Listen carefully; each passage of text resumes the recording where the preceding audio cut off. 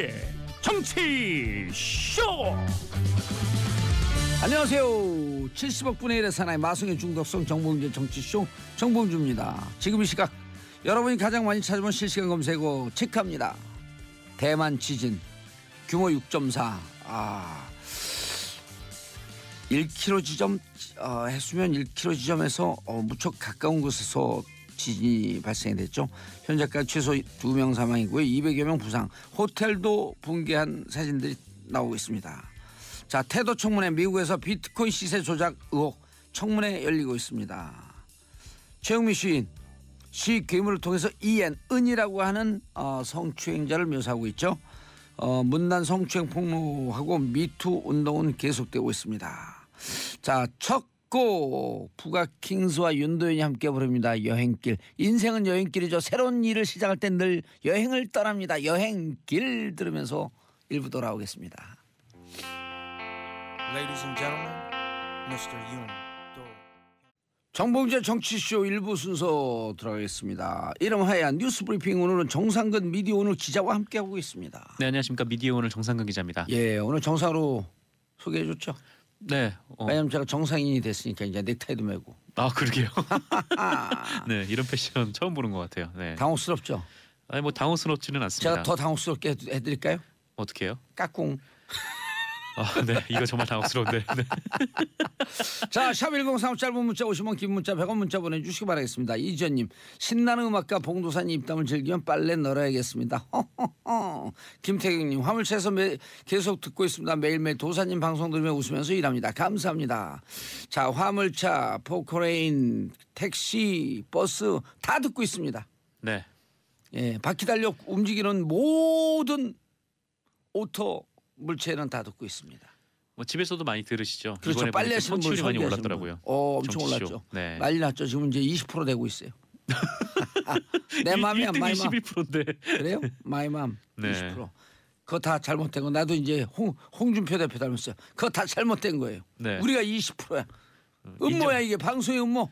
인정 안 하면 부스 빼는 걸로. 미디어 오늘부터 출입하지 마세요. 나가세요. 자, 무슨 뉴스? 네, 북한 예술단을 태운 만경봉호가 어제 동해시 목포항에 도착을 했고요. 그다음에 북한 응원단과 북한 응원단 등 총 280명이 경의선 육로로 조금 전에 남쪽에 도착을 했습니다. 예. 이 만경봉 92호가 한국에 온 것이 지난 2002년 부산 아시안 게임 당시에 북한 응원단을 태우고 온 이후에 그 16년 만인데요. 예. 이 북한 예술단 사전 점검팀이 경의선을 통해서 육로로, 그리고 오늘 280명도 육로로 왔죠. 그리고 북한 동계올림픽 참가 선수단이 비행기를 통해서 이제 하늘길로 왔고요. 예. 이번에 이제 예술단이 바닷길로 예. 들어온 셈이죠. 북한은 5일 예술단 출정식을 조선중앙TV를 통해서 보도를 했는데 이 자리에 김정은 위원장의 여동생인 김여정 부부장이 참석을 해서 환송식을 했습니다. 예. 이것도 상당히 이례적인 일로 보이고 있고 북한에서도 이 예술단에 상당한 기대감을 보이고 있다. 네, 이런 해석이 나오고 있고요. 다만 북한 예술단은 원래 육로로 내려와서 남쪽의 호텔에서 묵기로 했는데 갑자기 계획을 바꿔서 만경봉호에서 숙식을 해결한다고 밝혔습니다. 최대한 접촉을 꺼리는 것 같고요. 어제는 배에서 아예 내려오지도 않았는데 그래도 오늘은 리허설을 해야 하기 때문에 오전에 배에서 내려서 리허설 장소로 갔습니다. 젊은 친구들이 많아갖고 혹시 이탈할까봐 그런 그 우려가 있다라고 하는데 맞습니까? 그 보수 언론에서 그렇게 쓰고 있던데요.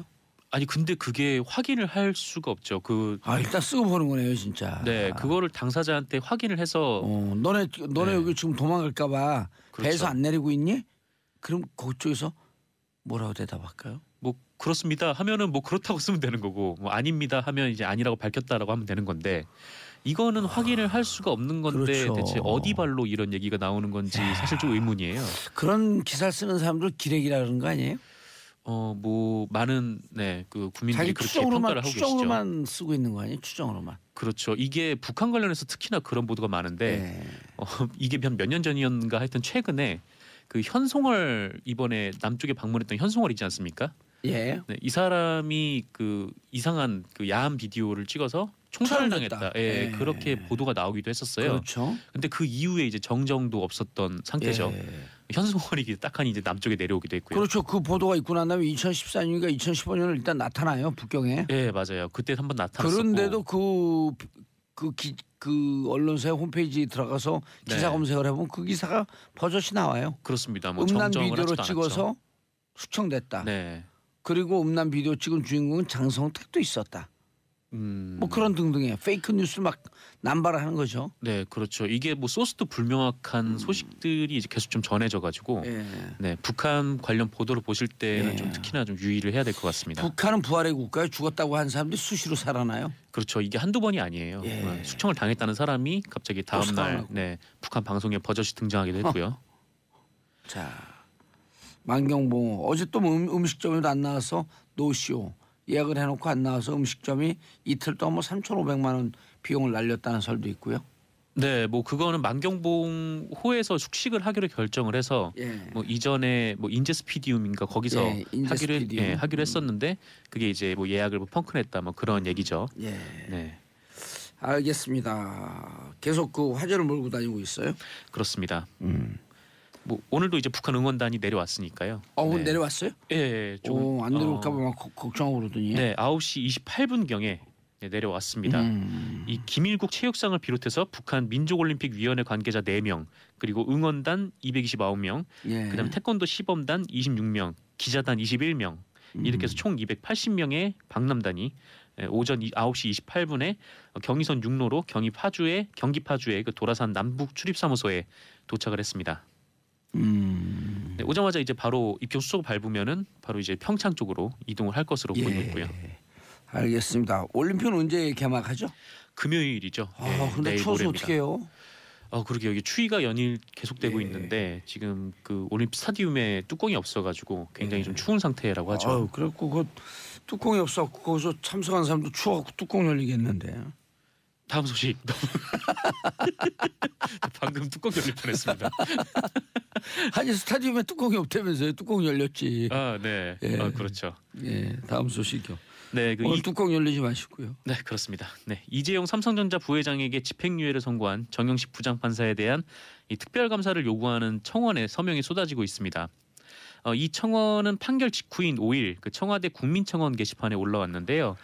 불과 하루 반나절 만에 제가 조금 전까지 보고 온 청원 동의자가 무려 15만 8,573명이었습니다. 곧 20만 넘어가네요. 그렇습니다. 이제 청와대의 답변 기준이 20만 명인데 굉장히 빠른 속도로 청원 동의가 그렇죠. 이루어져서 네, 곧 넘어설 것으로 보이고요. 이 청원인은 청원 게시판에 이렇게 글을 남겼습니다. 국민의 돈인 국민연금에 손실을 입힌 범죄자의 구속을 임의로 풀어준 정영식 판사에 대해서 이 판결과 그동안 판결에 대한 특별감사를 청원합니다. 이런 국민의 상식을 무시하고 정의와 국민을 무시하고 기업에 대해서 읊조리며 부정한 판결을 하는 이러한 부정직한 판결을 하는 판사에 대해서 감사가 필요합니다. 예. 네, 이렇게 밝혔습니다. 아니 그 한명수 총리 2심 판결할 때도 문제가 무척 많았었잖아요. 그때도. 그렇죠. 그때는 오히려 이제 뭐 증거가 좀 불충분해 보였는데 그거를 인용을 해서 그렇죠. 네, 판결을 그리고 내리더니 돈 줬다는 사람이 항소심에서 네, 돈 안 줬다고 증언을 반복했잖아요. 네, 그렇죠. 예. 증언 번복도 있었고 하여튼 그때는 그러더니 이번에는 뭐 증거가 완벽하지 않다라고 하면서 계속 이제 기각을 시켰던 거죠. 예. 네. 근데 어쨌든 청원이 계속되고 있는데 사실 이 부분에 대해서 청와대가 어떤 대답을 내놓기가 사실 좀 애매한 부분이긴 해요. 이 특별감사 하면 되지 않나요? 특별감사를 할 수 있나요, 청와대가? 아니요. 특별감사를 했으면 좋겠다라고 하는 것은 사람들이 다 그 상권 분립이 돼 있어서 네네. 어디에다 해야 될지 모르는데 그럼 청와대가 법원에다가 지시하면 안 되지만 네. 이런 청원이 들어왔습니다. 전달을 할 수 있죠. 사법부에서 그 사법부에서 네. 판단해 주세요. 그럼 김명수 대법관이 청원이 들어왔어? 그럼 해봐야 되지 않을까? 할 수 있는 거죠. 그렇죠. 이제 그런 의미에서 예. 이 여론을 이렇게 환기시키는 차원에서 예. 굉장히 중요한 청원이라고 볼 수가 있는 거죠. 예, 계속하세요. 제 손 흔드는 거 보지 마시고. 네, 갑자기 왜 손을 흔드시나? 네, 놀래서요.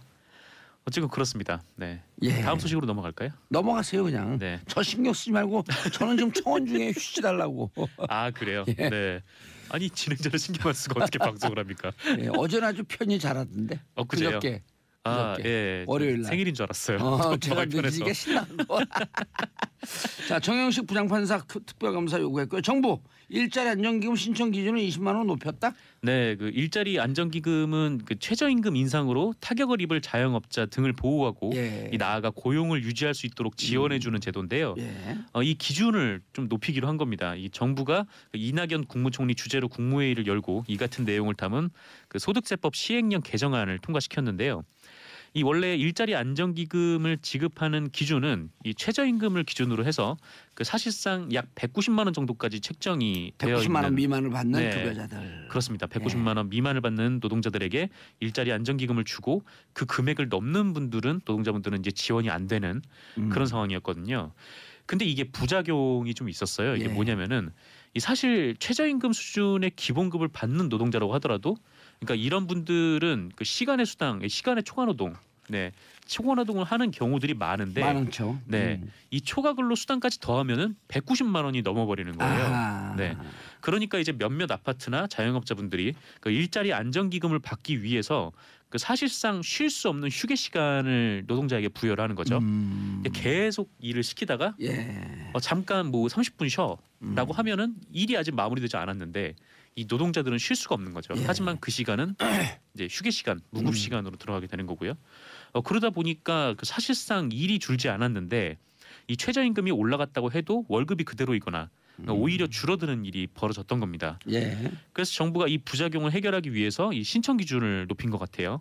이거를 소득세법 시행령으로 처리를 한 이유는 이 월 보수에서 초과근로 수당 20만 원을 비과세로 빼줬기 때문입니다. 이 원래 제조업 노동자들은 이렇게 적용이 됐었는데 예. 이 서비스업 노동자들이 이게 적용이 안 됐었거든요. 그래서 이 20만 원을 비과세로 처리를 하면 네, 200만 원을 받는다고 신고된 사람도 시간의 수당으로 20만 원으로 넘어가면 그게 이제 실제로 받는 돈은 180만 원으로 처리가 되기 때문에 예. 이 기준에 충족이 된다는 거죠. 알겠습니다. 그러면 실질적으로 신청하는 사람들이 더 많아지는 건가요? 어떻게 되는 건가요? 뭐 190만 원이 초과가 돼서 네. 실질적으로 신청을 못했던 사람들도 이제는 신청할 수 있는 조건이 네 그렇죠. 된다. 이런 휴게 시간 꼼수를 부리지 않더라도 신청을 할 수 있게 되는 거니까 네. 노동자들의 피해가 좀 더 줄어들겠죠. 알겠습니다. 4611님 택시 운전합니다. 월 130도 안 됩니다. 최저임금 꿈 같은 얘기네요.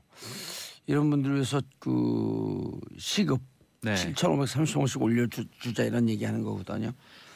네, 그런데 이게 그렇습니다. 정규직 급여로 되면 어떻게 또 아니 최저임금도 7,530원에 기준해 갖고 네. 월 급여로 됐을 때 그 이상 주라는 거 아니에요? 그렇죠. 정규직 이거는 근로자들도. 네, 최소 기준인 거고.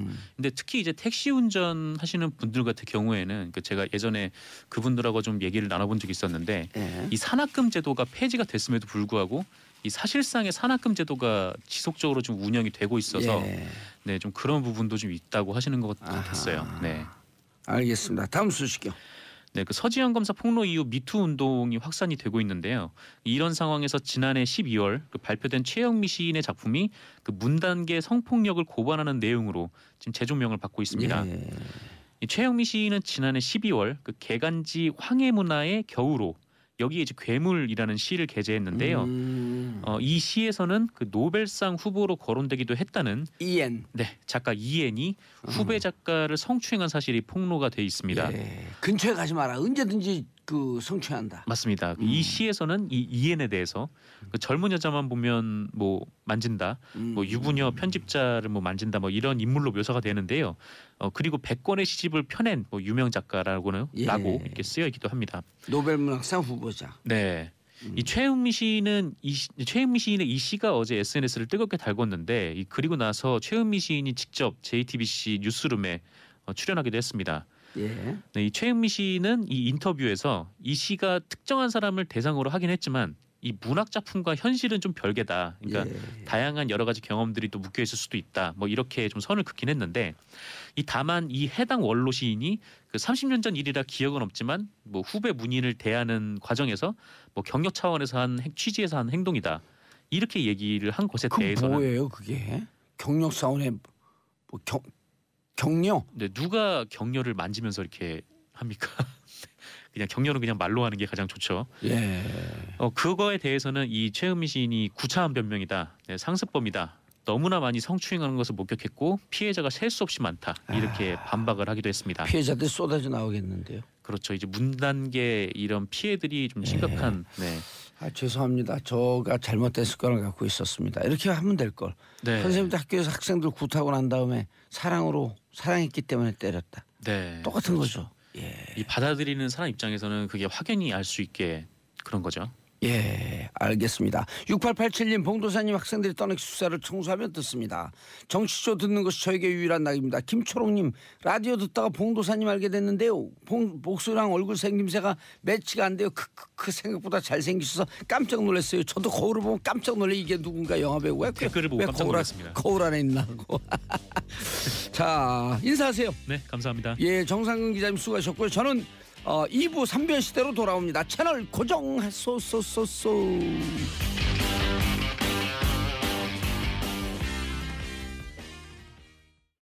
정봉재 정치쇼 2부 순서 들어가겠습니다. 이름하여 3변 시대. 자, 법조인의 눈으로 대한민국 정치사회 법조 뉴스를 들여다본다. 자, 고구를 대표하는 누구죠? 백성문. 백성문 변호사 대신에 이동형 작가 오고 있습니다. 어떻게 땜빵부터 지각이냐? 백성문 대신에 오고 있다는 섭외가 갑자기 되다 보니까. 자, 신라를 대표하는 김태현 변호사님. 안녕하세요, 김태현입니다. 하이도. 네, 박지훈 박지훈입니다. 변호사님. 네, 예. 기분 좋지 않습니다. 왜요? 좀 김태현 변호사가 얼굴에 예. 입에 미소가 좀 가득합니다. 누구 이재용 때문에? 예, 그러니까 don't worry. 맞췄어요 그냥 모든 것을. 그렇죠, 아니, 맞췄어요. 이제 김태현 변호사. 맞췄다는 거지 내가 무슨 맞췄다. 이재용 부회장에 나온다고 이게 무슨 나한테 김도사, 전화기를 태도사 이런 게 아니라 현도사. 현도사. 그럼 현존하는 최고의 도사다. 현도사. 오늘 또 다른 것도 맞췄어요. 뭐요? 김백준 방조범. 방조범. 그거 제가 주범은 유일하게 정치쇼에서만 제가 그 방조범인데 혹시 수사했고 이거 내가 물어봤죠. 그럼 공범이 아니면 그랬더니 방조범. 마이크 정면으로 두고 말씀하시라는 예. PD. 예. 그러니까 좀 제대로 해요. 뭐 맞췄다고 건방 좀 떨지 말고. 기가 막히게 맞추지 않습니까? 방조범 예. 맞춰. 아 근데 저는 사실 같은 법조인이지만 예. 사실 다 이해가 안 되는데. 저 3년 5년 예측했어요. 근데 예측만 하지 그게 실제 그래 될 줄은 몰랐습니다. 5년 나올 때 그렇게 되면 좀 이상하다고 생각하는데 지금 보면 모든 게 다 어그러졌어요. 예, 뭘 억울해져요? 문영표는 뭐가 됩니까 그 사람은? 아니 그러니까 이게 야 저는 이렇게 판결하는 게 이게요. 맞나 싶어요. 저는 이 정형식 판사 네. 13부 형사 13부 예. 나 훌륭한 분이라고 봐요. 진짜 그렇게 생각하시죠? 그럼요. 예. 왜냐하면 일단 풀어줘요. 네. 그 대법에서 파기환송돼. 원세훈 같이 파기환송돼. 질질질 끌고 있는 동안 피 말라.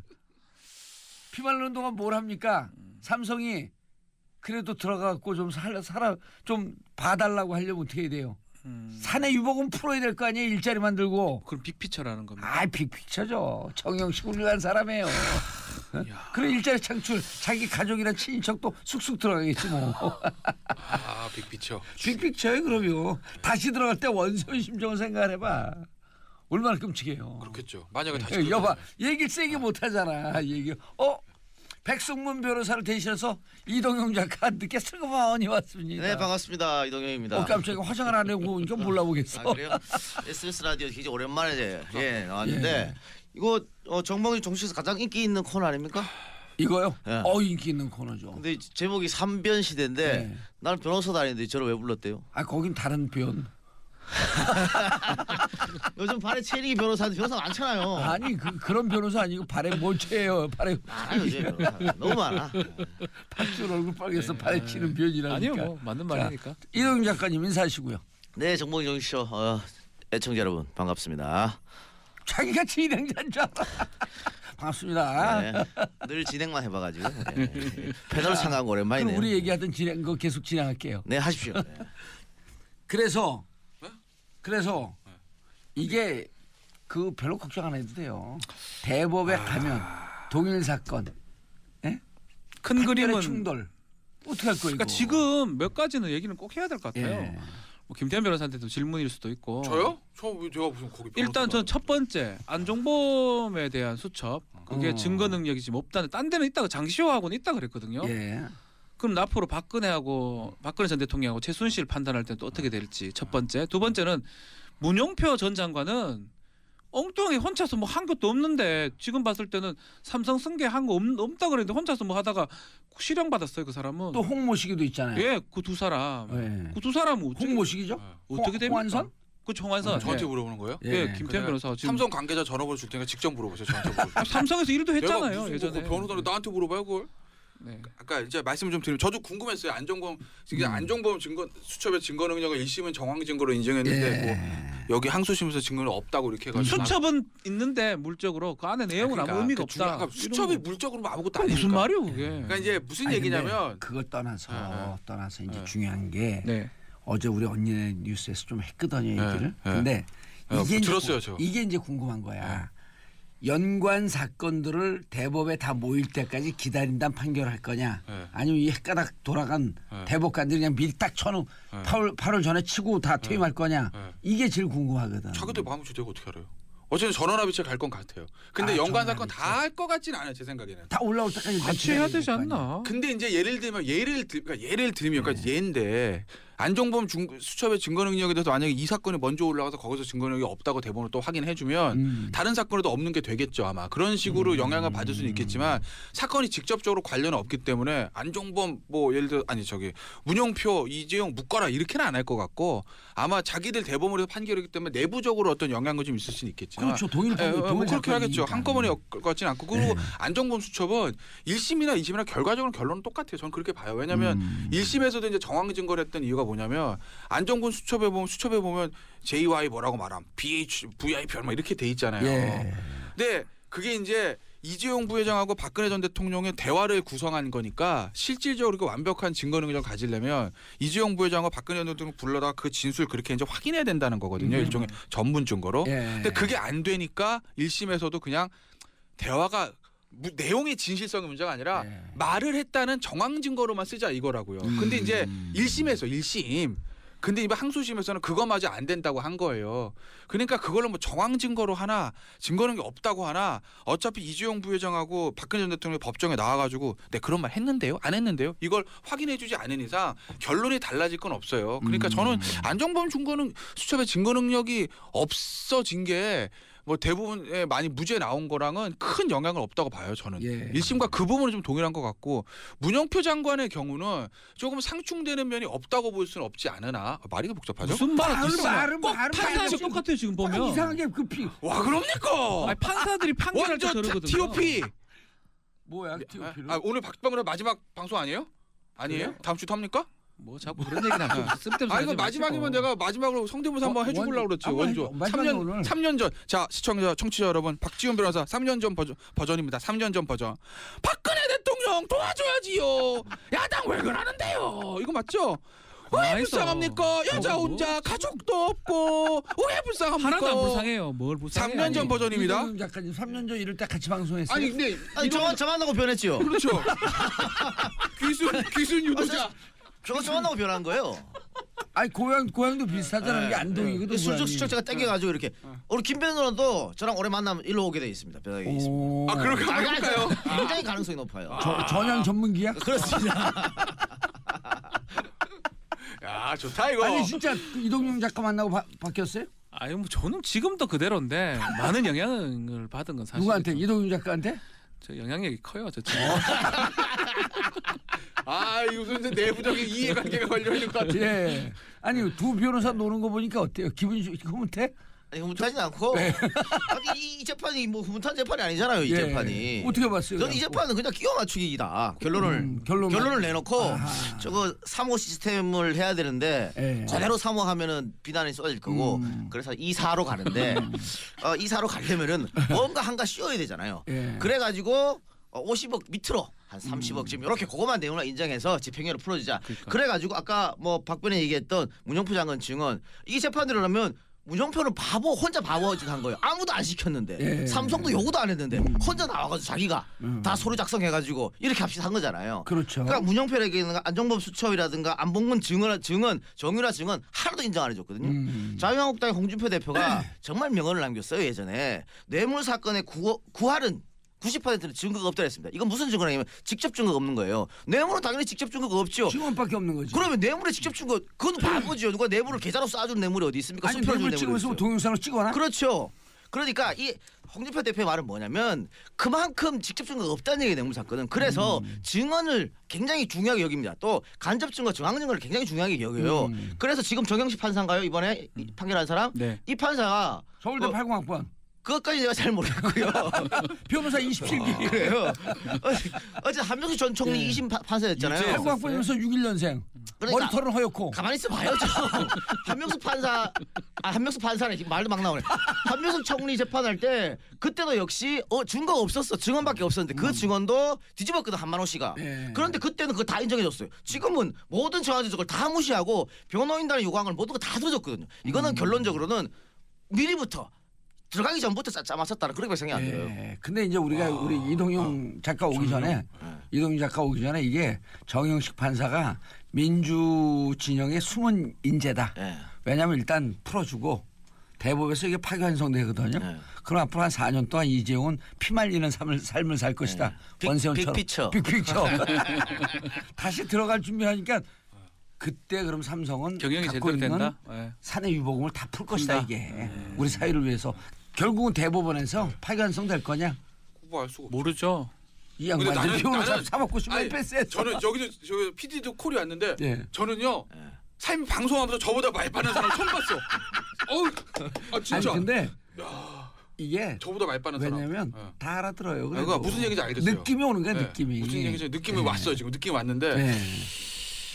제가 변호사 자격증만 없지 네. 변호사만큼 합니다. 그러니까 뭐 만큼 하진 않아요. 이 판결이 이제 냉정하게 말씀을 드리면 저는 저 개인적인 느낌 말씀드리면 저는 유무죄 판단에 대해서는 저는 저 개인적 이의는 없어요. 유무죄 판단에 대해서. 왜냐하면 법인 이제 국외재산 도피 이런 뭐 좀 자세하게 말씀드리는 시간 없으니까. 시간 안 네. 없어요. 그러니까 이제 제일 문제됐던 게 국외재산 도피고 다 1심만 똑같아요. 그것도 말이 안 되잖아요. 국외재산 근데 네. 이제 이것도 삼성이 1심부터 했던 논리인데 뭐냐면 어제 이제 판결문 제가 좀 천천히 봐도 그런 얘기 있던데 또 이것도 그 이정열 부장을 또 이렇게 또 듣고서 또 댓글 올립니다. 또 제 얘기 듣고 이정열 신경 쓰지 말고. 그 형님은 맨날 뭐 말만 하면 댓글 올려. 어쨌든 이 국외자산 도피가 그러니까 법원이 이렇게 보는 거야. 도피 왜 하냐? 그러니까 자기가 재산을 외국으로 빼서 자기의 이익으로 그 돈을 은닉하든지 사용하든지 소비하려고 자기가 관리하기 위해서 자기 돈으로 쓰려고 나가는 게 국외재산 도피다. 그걸 처벌하기 위한 법이다. 있어요? 그러면 제가 과거에 판례를 하나 들어요. 예. 재산 도피는 자기의 이익으로 하기 위한 거다는 기존 판례를 들고 그런데 이건 이재용 부회장 지가 쓰려고 하는 게 아니라 최순실이 쓰려고 한테 주는 거 최순실이 썼지 않냐.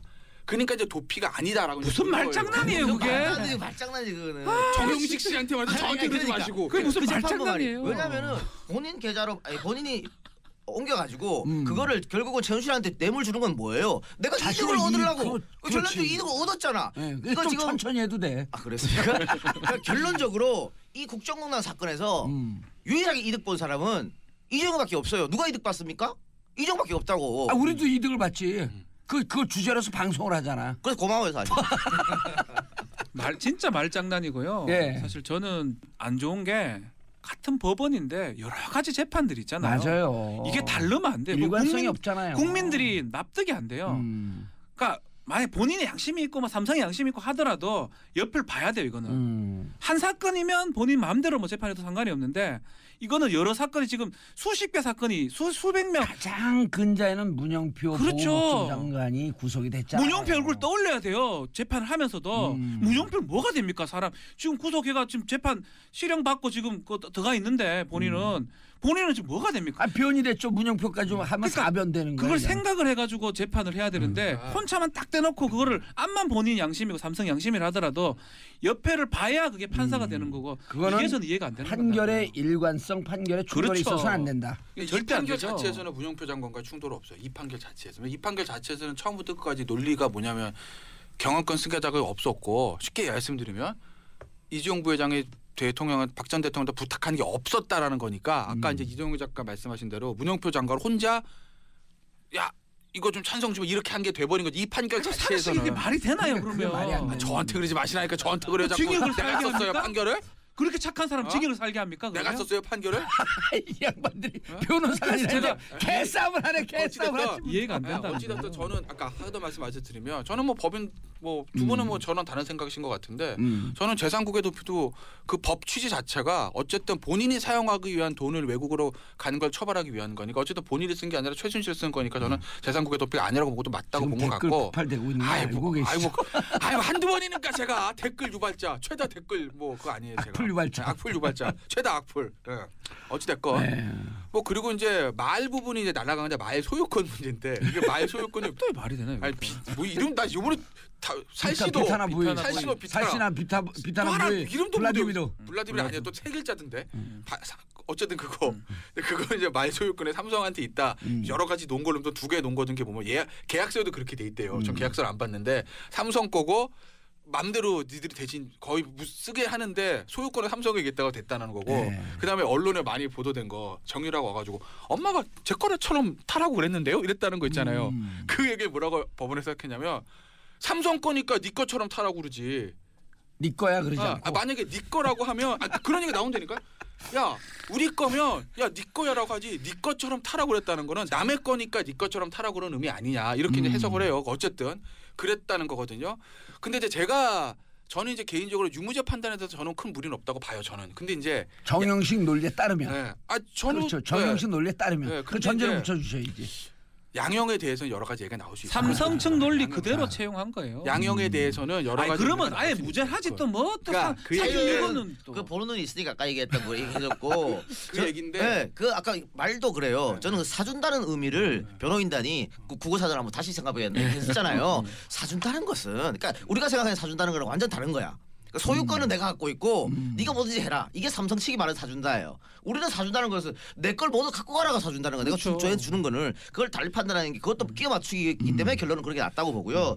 결론적으로 36억 뇌물에 대한 양형도 그러니까 그 이제 부분은 그다음에 36억에 대해서 횡령도 판단을 안 했잖아요. 실형 나와야 아니 되는 그래서 거 제가 아니에요? 요거 횡령 뭐 요것만 요것만 예. 얘기하고 제가 입 예. 다물고 있을게요. 아니 계속 얘기하면 돼요. 1심 천천히만 그러니까 얘기하면 돼. 1심에서 1심의 5년도 마음에 들지 않지만은 그래도 1심 판사 재판할 때는 이거는 누가 봐도 정경유착 사건이라고 이야기는 해줬어요.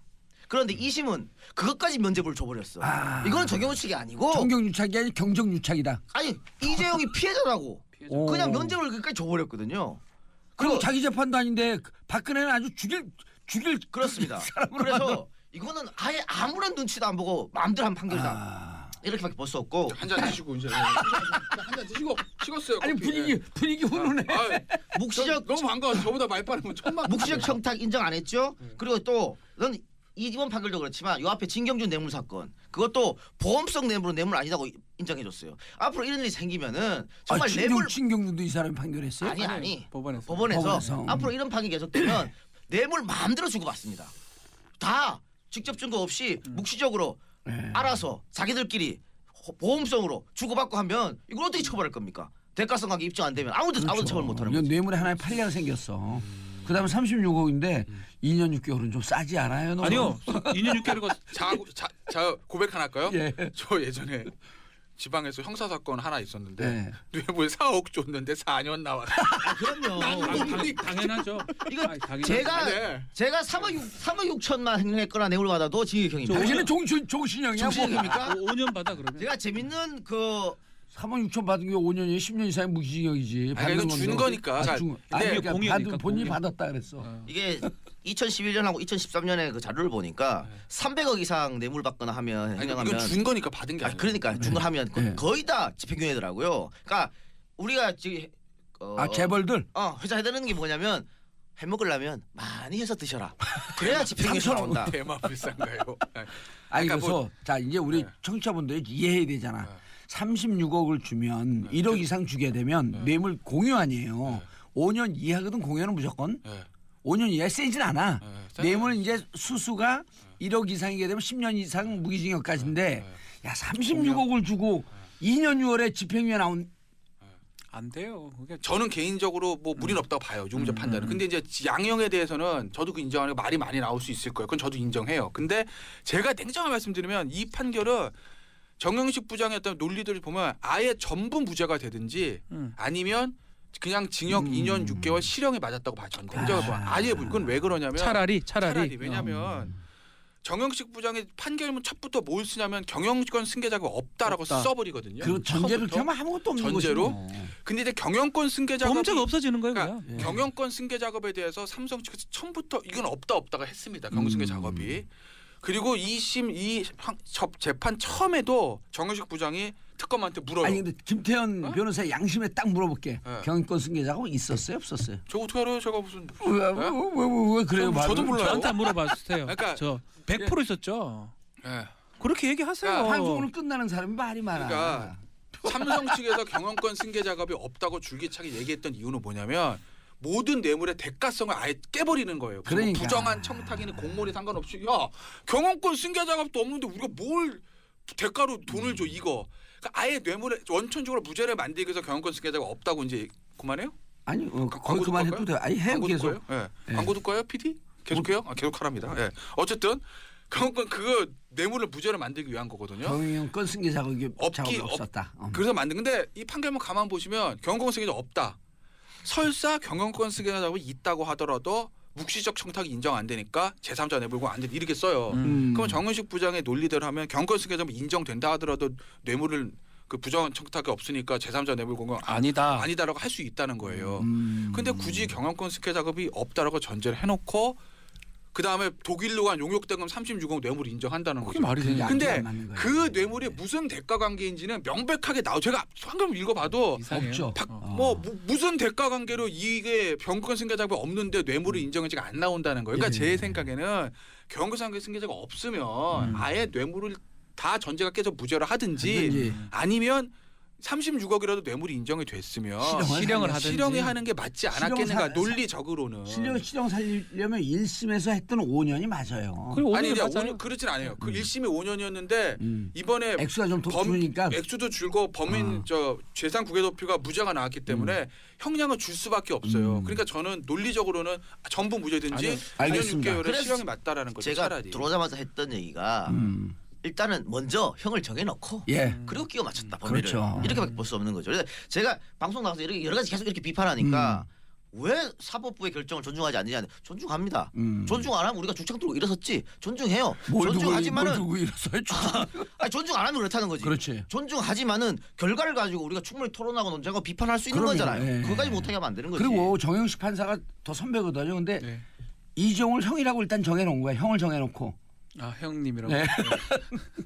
아침부터 저런 계획을 하는데도 참 굳이 살아남는 거 보면 대단해요. 야. 자, 요 정도 해야 돼요. 이제 왜냐하면 근데 결론은 좀 해주셔야 되는 게 대법 파기환송 대법의 간단하게. 대법 파기환송되려면요. 예. 말 소유권이 삼성께 아니라는 게 인증이 돼야 되고 예. 재산 국외 도피에 대한 법리 해석이 달라져야 돼요.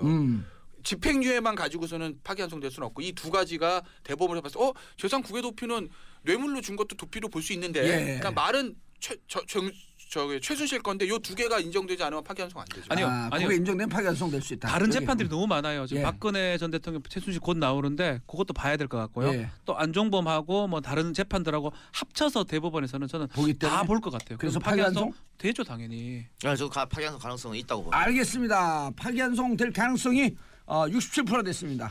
2대1.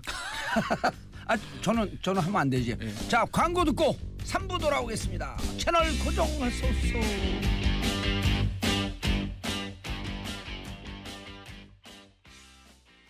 정봉재 정치쇼 3변시대 3부 들어가겠습니다. 자 지금 여러분들께서는 백성문 변호사를 대신한 이동형 작가, 박지원 변호사, 김태현 변호사와 함께하고 계십니다. 자 3부 도곡동 땅 주인 MB다 어제 SBS에서 특종을 빵빵빵 했고 한 10곡지를 터뜨렸어요. 뭔 내용이에요?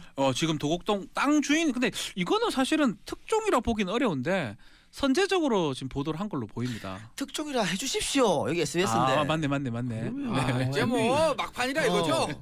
MBC로 한다고 너무하네. 막판이라 이거야. 아니. 좀 살 때. 아마 자금 추적이 끝났다고 지금 하거든요. 검찰이. 뭐 머문 아마 사람은 머문 자리가 아름다워야 돼요. 네, 아니 뭐 떠나는 사람은. 아니 근데 이게 특종이 되기 때문에 앞으로 엄청난 이제 보도들이 쏟아지지 그렇죠. 않을까 생각됩니다. 도곡동 땅의 실소유자가 그렇죠. 누구냐라고 하는 게 모든 얘기의 시작이거든요. 근데 그거를 드디어 10년 만에 SBS가 얘기했다. 예. 이거는 어마어마한 그러니까 보도를 일이에요. 한다는 거는 그런 어떤 증거들이라든지 네. 여러 가지를 확보한 후에 보도를 하는 거거든요. 자, 그래서 네. 도곡동 땅의 실제 소유자가 MB라고 하는 MB고 증거가 나왔다. 나왔다. 다스 얘기까지 이제 곧 나오지 않을까. 뭐 음. 도곡동 땅 주인이 MB면 다스도 MB가 되는 상황이 그렇죠. 되는 도곡동 땅에 거거든요. 넘어가고. 그렇기 때문에 상당한 중요한 보도고 예. 사실은 결국은 검찰에서 지금 다 갖고 있다라는 거고 아. 이 모든 자료는 어디에서 나왔어요? 영포빌딩 지하 2층에서 나온 것 같아요. 너무 많은 게 있을 것 같아요. 그래서 영포 빌딩 지하 2층에서. 자, 네? 김태현 변호사님. 네. 여기서 또 하나 맞췄어요. 현도사. 김백준 씨가 방조범으로 갈 것이다. 기가 막히지 않습니까? 예. 다 맞춰 뭐 이제는 뭐 그냥. 그러니까 조사하세요. 아니 원래 조사해요. 그쪽 진영에 공천 신청서 놓고 그랬었으니까. 왜 공천 이렇게 네. 유능한 사람이 왜 공천에 떨어져? 그러게 이런 아니, 사람을 경선에 줘야지 떨어졌을까? 말이야. 예. 그렇죠. 예. 자 이제 김백준 씨를 네. 먼저 설명을 해주고 예. 다스로 넘어가야죠. 그러니까 김백준 기획관 같은 경우 제가 이제 방조범 될 거다라고 이제 말씀을 드렸죠. 예. 정치쇼에서 최초로 말씀드렸는데 지금 김백준 기가 다스 얘기까지는 안 하는 걸로 알고 있고 특활비에 특활비 대해서는 얘기가 이제 뭐 있다. 왜냐면 특활비가 쟁점이고 특활비 때문에 영장이 구속이 된 거니까 그거에 대해서는 다 진술한 거고 제가 처음에 말씀드렸듯이 되게 재밌는 게 압수수색 시작하고 5일 만에 구속했는데 그 다음날 검찰발 언론 소식으로 근데 이 사람이 돈 쓴 거 하나도 하나도 없어요 없어요. 라는 얘기가 나와요. 진짜 이례적인 거잖아요. 그렇죠. 뇌물로 사람을 잡아놨는데 본인이 쓴 게 아니라는 거. 그러니까 이미 거기서부터 수사 방향을 어느 정도 읽을 수 있었던 거고 예. 실제로 이제 김백준 기획관이 그렇게 한 거죠. MB가 지시를 했다. 구체적으로 야 어디 가서 야는 안 했고 야는 안 했겠네요. 예. 예. 가서 특활비 받아오세요. 그러면 이제 가서 특활비 받아다가 본인의 총무기획관실에 있는 금고에 보관을 해놨다가 MB가 누구 갖다 주세요라고 하면은 어디에 갖다 사용했다는 주고. 거예요. 그러니까 수석들한테? 검찰의 표현은 통로다 이런 표현을 했거든요. 통로. 아, 특활비 통로다가 김백준 씨가? 거쳐서 MB 아. 갔다가 이제 돈이 직접 갔다 온 건 아닌데 정치권에서는 거쳤다가- 정거장이라고 표현하는데 또 네, 통로. 뭐 그렇게 검찰은 표현했다고 해요. 그러니까 본인이 쓴 게 하나도 없으니까. 그러니까 저기 박근혜 전 대통령 때 문고리 사면과 좀 차이가 있는 거죠. 문고리 사면을 같이 나눴었잖아요, 본인이. 예, 안종범, 예. 이재만 다 나눴었죠. 돈을. 안종범이 안봉근. 안봉근. 예. 안종범 구속돼 있고. 그래가지고 그렇기 때문에 이제 방조범으로 본 거고 결국 이제 저 김백준 기획관이 아마 특활비에 관해서는 저 검찰의 수사 협조를 굉장히 많이 한 걸로 알고 있거든요. 거의 다 왜 저는 본인 그렇게 책임 아니니까. 네, 본인 그렇게 저는 다 얘기를 한 거 있어요. 그렇다고 뭐 없는 거를 얘기한 그런 건 예. 아니고 검찰이 또 가지고 있는 증거가 워낙 또 완벽했고 그래서 진술한 걸로 알고 있고 그래서 방조범이 된 거고 도와준 거라는 거죠. 이명박 전 대통령 주범으로 명시한 거죠. 예, 검찰이. 알겠습니다. 이 작가님 예. 주범으로 명시한 게 좀 특이해요. 뭔 주범이요? 특활비에 대해서 김백준 씨는 방조범, 예. MB는 주범. 네, 그거는 검찰이 확실한 증거를 갖고 있다는 얘기예요. 자신감이 있으니까 주범으로 발표를 그냥 해버린 거거든요. 예. 확실한 증거를 갖고 있다 보고 그 김백준 씨가 많이 이야기를 하고 있다고 지금 김 변호사 이야기했는데 제가 말이 어제 우리 저 큰아버지가 시골에 계신데 몸이 편찮아서 서울 올라오셨더라고요. 그래 병문안을 갔어요. 병문안 갔던데 안동분이고 예. 연세도 김백준 씨랑 비슷합니다. 오. 그런데 여든 정도. 원래 저랑 이야기를 하시는 분이 아닙니다. 예. 근데 몸이 여기 편찮으셔. 여기 좌빨이라고. 아니 몸이 편찮으셔가지고 네. 나한테 얼마나 말을 시키든지 제가 한 개 물어보면 대답을 10가지를 하시더라고요. 오. 그러니까 연세가 많아지면 마음이 약해지고 이렇게 되거든요. 김백준 씨 앞으로 더 불 것이다. 더 많이 불 것이다. 그 얘기를 하기 위해 그렇게 생각이 들고 이게 주범이라고 표시했던 거는 예. 검찰이 상당한 자신감 특활비 포함해서 그다음에 예. 그리고 도곡동 땅 SBS 특종한 거 이게 왜 중요하냐면요. 도곡동 땅 실체 주인은 사실은 검찰이 알고 있었어요. 그런데 도곡동 땅이 제3자 거라고 얘기하고 그거는 누군지 밝히지만 않았을 뿐이지 2007년도에. 그렇죠. 근데 이거를 지금 10년이 지나가서 밝히는 거거든요. 그러니까 도곡동 땅 실제 주인이 MB거가 되면 다스코도 MB거가 되고 BBK도 MB거가 됩니다. 거기다가 그럼 나는 징역을 왜 살았냐고. 그러니까 이 도곡동 땅 같은 경우에는 이게 85년에 사가지고 예. 그걸 이상은 씨랑 김대중 씨랑 나눴죠 지분을. 음. 그리고 95년에 10년 뒤에 팔았는데 한 10배 뛰기가 뭐야? 한 15배기 뛰기 해갖고 엄청 크게 그렇죠. 예. 풀려서 팔았잖아요. 음. 근데 팔 때가 이제 공직자 재산 공개 첫 해입니다. 그때가. 그러니까 MB 입장에서는 이걸 갖고 있으면은 자기가 선거할 때보다 굉장히 불리해져요. 예. 자기 자산을 다 공개해야 되니까. 그리고 95년 11월 세계일보 일면 톱에 네. MB가 실소유자다 이런 보도가 나와서 나왔음에도 공천 불구하고 그렇죠. 못 받을 뻔했어요. 그렇죠, 그때. 그렇죠. 그랬다 그러면은 공천도 받기 힘들어질 테고 그 다음에 서울시장도 힘들어질 테고 대통령도 힘들어지는 거죠. 예. 그러니까 이게 처음부터 대통령이 하면 안 될 사람이 모든 했다는 게 되는 거예요. 악의 그렇죠. 근원이다 여기가. 예, 예. 그렇죠. 그래서 SBS 보도가 중요한 겁니다. 아, 내가 SBS 보도 이렇게 얘기해 줬으면 뭘 하나 줘요 SBS에서 나한테. 주긴 뭘 커피 줬잖아. 자 그런데 자 이제 도곡동 땅 문제로 넘어가기 전에 특활비로 여론조사까지 했다. 이게 뭐 닮은 꼴이잖아요. 박근혜 대통령 시절하고. 어제 이제 장다사로 전 총무기획관 거리하고 저 박지원 정무수석 나중에 장관 됐었죠 아마. 그렇죠. 기재부 장관 기재부 장관 장관 했었죠. 됐었죠. 그 두 사람이 이제 압수수색이 당했죠. 압수수색 됐다는 그 얘기는 느닷없이 박지원 원장은 나올 줄 알았어. 왜냐하면 대학 때 논문 표절도 2편 있어요. 그러니까 이제 걱정 어떡하죠? 그 특활비는 김백준 기획관이 받아서 MB 지시대로 사용된 그 특활비 별도입니다. 다른 거예요. 전혀 건이 다른 거예요. 그 건이 아니고, 그러니까 아이 4억이 아니에요? 네, 그게 아니에요. 오호, 그럼 더 나온다는 거예요? 김백준 기획관 같은 경우에도 그 지시 사용처에 대해서 수석들에게 줬다라고만 이렇게 나와 있는데 이거는 그거랑 그냥 별개예요. 별도 라인으로 제가 알기로는 그렇게 알고 있어요. 지금까지 5억 5천이거든요. 네. 4억, 1억 5천, 그렇죠. 5억 5천인데 네, 그 이상이 되죠. 별도 라인으로 받아서 어쨌든 이걸로 총선 때 여론조사용으로 썼다라는 거죠. 그렇죠. 그러니까 박근혜 전 정부 때 이제 현기현 전 정무수석이 그 국정원 돈 가지고 진방 여론조사했다는 그 네. 얘기 있지 않습니까? 그거랑 똑같아요, 구조가. 그거랑 구조는 같아요. 네. 구조는 같고 근데 과연 여기서 끝이겠느냐? 그게 이제 얘기가 나오는 거죠. 여론조사를 했는데 어느 정도 비용이 들었다라고 하는 얘기도 지금 안 나온단 말이에요. 안 나오죠. 그 그러니까 박근혜 대통령 때 10억 정도 들었다고 했죠. 그러니까 이제 어제 진방만 감별할 때. 한동훈 저 3차장 언론 브리핑 했잖아요. 김백준 기획관 예. 기소할 때 그 내용을 찬찬히 보면 굉장히 이제 사용처에 대해서는 두루뭉실하게 넘어가요. 네, 그 한동훈 얘기는 27기 에이스. 네, 에이스죠. 진급 근데, 영순위. 네, 연급 영순위.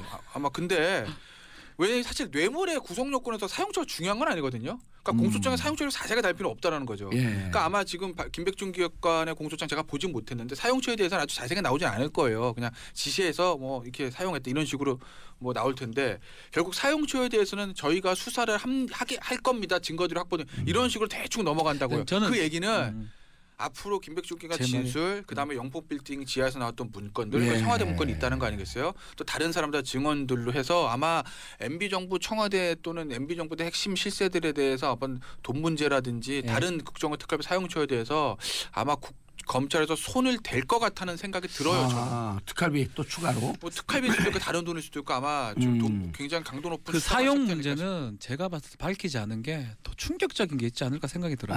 자, 그 추정은 이제 좀 있다고. 이 작가님. 네네. 아까 이게 법적으로는 문제가 없지만 모든 악의 근원이 도곡동 땅이다. 그런데 그 땅이 그 돈이 다스로 갖다 BBK를 갖다가 되돌려받는 과정에 140억은 직권남용이나 불법적 요소가 있는 거 아니에요? 그걸 살펴보고 있는 것이죠. 예, 네. 그것도 법적 책임이 없다 이렇게 볼 수는 없는 그거는 거 아니에요? 그럴 수 없죠. 예. 그러니까 도곡동 땅 돈이 다스로 흘러갔고 또 다스 돈이 BBK를 갖고 BBK가 다시 다스로 되돌려주는 그렇죠. 이런 일련의 과정. 예. 특히 140억 같은 경우에는 그 대통령이 대통령의 권한을 가지고 자기 밑에 사람들을 활용해서 공무원들을 활용해서 김백준과 그렇죠. 김재수 예. 둘을 활용해서 그렇다면은 그거는 분명히 큰 문제가 되는 것이죠. 또 아주 고소시효도 살아 있는 것이고, 그러니까 그것도 충분히 검찰이 파볼 거라고 보고요. 앞으로 그 이명박 대통령 같은 경우에는 정말 검찰의 어떤 칼끝이 목까지 나와 있다. 그렇게 봅니다. 찔렸다고 봐요. 자, 찔렸어요. 그러면 지금 140억은 네. 그러면 직권을 남용한 거기 때문에 가능해요. 직권남용. 시간적인 7년인데 예. 이게 공소시효 안에 들어가 있는 것 같아요. 왜냐하면 중간에 이제 그 다스 받는 과정에서 LA 총영사나 뭐 지시를 계속 했거든요. 예. 청와대에서. 돈을 돌려받은 건 2011년 2월 1일이에요. 그러니까요. 그러면은 시간이 남아 있죠. 남아 있나요? 7년. 뭐요? 중간에 근데 중간에 직권남용 남아 있어요. 그 직권남용 그러니까 남아있어요? 140억을 김재수 총영사 쪽에 얘기해가지고 140억 환수하는 게 이제 직권남용 혐의 아니겠어요? 예. 그거는 남아 있어요. 그러니까 제가 봤을 때는 그 돈 돌려받는 그 시점으로 볼 게 아니고 중간에 계속 얘기를 했다든지 압박을 행사했을 가능성이 있거든요. 예. 그렇기 때문에 공소시효는 전 남아 있을 남아 게 있어요. 아닐까 그건 남아 있어요. 생각이 직권남용 들어요. 남용 확실하고 네. 아마 그렇죠 말씀드린 대로 그게 정지돼 있으니까 5년 동안. 네. 그러니까 원래 7년짜리인데 5년 동안 남아 있거든요. 예. 그러니까 박근혜 전 대통령 이후로만 해도 지금 아직 5년도 채 안 된 거잖아요. 그렇죠. 그러니까 충분히 남아 충분히 있고. 할 수 있죠. 근데 이명박 전 대통령에서 쪽에서 제가 볼 때 특활비는 방어가 안 될 거예요. 특활비는. 그러니까 지금 이명박 전 대통령 흐름 움직임을 봐도 특활비에 대해서 굉장히 고심하는 듯한 기운이 역력해요. 그러니까 제가 항상 말씀드리는 게 기자회견 처음 한 게 김백준 기자가 구속된다며요. 예. 아는 거거든요. 큰일 났네 이런 식의. 그러니까 특활비에 대해서 방어는 굉장히 좀 곤란해하는 것 같고 물론 이제 어제 김백준 기획관 수사 결과 발표되고 나서 뭐 만들어낸 거다 말도 안 된다는 얘기는 하지만 예. 내부적으로는 굉장히 좀 구심하는 걸 알고 있고 현재 나온 문제는- 특활비를 좀 정리해 보면 예. 자 4억이 김백준에게 김백준, 들어갔고 김희중 1억이 김희중에게 예. 들어가서 예. 김윤호 여사에게 넘어갔고 예. 그다음에 5천만 원이 김진모를 통해서 결국 마지막에 장진수 씨에게 예, 갔고 예. 자 이게 지금 5억 5천. 5천이란 말이야 아까 얘기했던 네. 근데 여론조사 비용이 나왔어. 그건 아마 제가 알기로는 김백준 기획관의 4억이랑 완전히 다른 거고 김희준의 1억도 다 다른 완전 거죠. 다른 거죠. 이부속 설계니까 다른 거고 이거는 달러로 예. 그죠. 환전을 한 건데. 김진모의 5천도 사용처가 나왔으니까 다르죠. 이거와 별개 이제 특활비라는 거예요. 지금 검찰에 보는 건 저는 그렇게 알고 있어요. 그래서 아마 이건 아마 이명박 전 대통령의 가장 아킬레스건 이걸 거고 오히려 다스는 아까 이제 이동우 작가가 말씀하신 그런 145 부분들. 예. 직권남용. 다스가 누구 겁니까? 다스가 MB 겁니다가 도덕적 정치적으로 엄청난 타격이 있는 거는 뭐 그건 당연한데 MB 측에서 가장 걱정하는 게 좀 사법 처리 아니겠습니까? 그렇죠. 다스의 문제로 한 사법 처리는 나름대로는 방책을 가지는 것 같아요. 나름대로 그게 이제 나중에 법원에서 받아들인다고 제가 모르겠는데 나름대로 이런 어떤 생각하는 방책? 것 같아요. 그러니까 140억은 아마 두 가지 방패를 꺼낼 거예요. 제가 그게 옳다는 게 아니라 그들의 방패. 그 첫째, 중간에 옳다는 거 아니고 아니, 그런 아니. 얘기하지 마세요. 그거 변명 안 되니까. 내가 시킨 거 아니야. 그러니까 우리가 이제 아니 내가 시킨 거 아니야. 아래도 다 하는 거야. 그거 하나 쓸 거고 두 번째 이명박 빠져나가는 방법이죠. 네. 뭘 쓸 거냐면 그러니까 예를 들면 김백준 기획한테 떠넘길 거예요. 김백준과 기획관한테 김재수가 둘이서 하나서 했다. 둘이서 했다. 그거 한번 시킬 거고 또 하나는 뭘 쓸 거냐면 아래서 김재수 하나서 했다. 총영사라는 사람이 원래 변호사예요. 예. 그러니까 이제 원래 다스와 BBK 관련도 소송 담당한 사람이거든요. 예. 야, 미국 변호사죠? 미국 변호사. 뉴욕 야, 그 미국 그래서 그 시민권자. 총영사 시킬 때부터 말이 많았잖아요. 예. 야, 미국 변호사가 자기 변호사 역할을 한 거야. 이게 무슨 의무 없는 일을 한 거야라는 방패를 쓰려고 할 거예요 아마 본인들은. 이런 거 잠깐 지금 얼굴이 뻘개집니다. 예. 아니요. 자기 얘기를 제 얘기가 하세요. 알아요. 네. 아마 그 방패를 그걸로 방어를 할 수 있다고 생각하는 것 같아요. 지금 보니까. 그런데 특활비는 도대체 수가 없는 거예요. 그래서 그쪽에 쏘여 있는 것 같다는 거예요. 제 얘기는. 특활비 방어 논리는 좀 없을 것이다. 없어요. 이 김변말에 동의. 제가 김변말에 거의 동의를 하지 않는데 이거는 동의합니다. 특활비 방어는 별 빠져날 거 없어요. 그래서 둘이 서로 각자 다른 얘기를 하면서 동의도 하지 않고 그럼요. 부인도 하지 않고. 자, 근데 결론은 그러면은 어떻게 갈 거냐? 관행밖에 없어.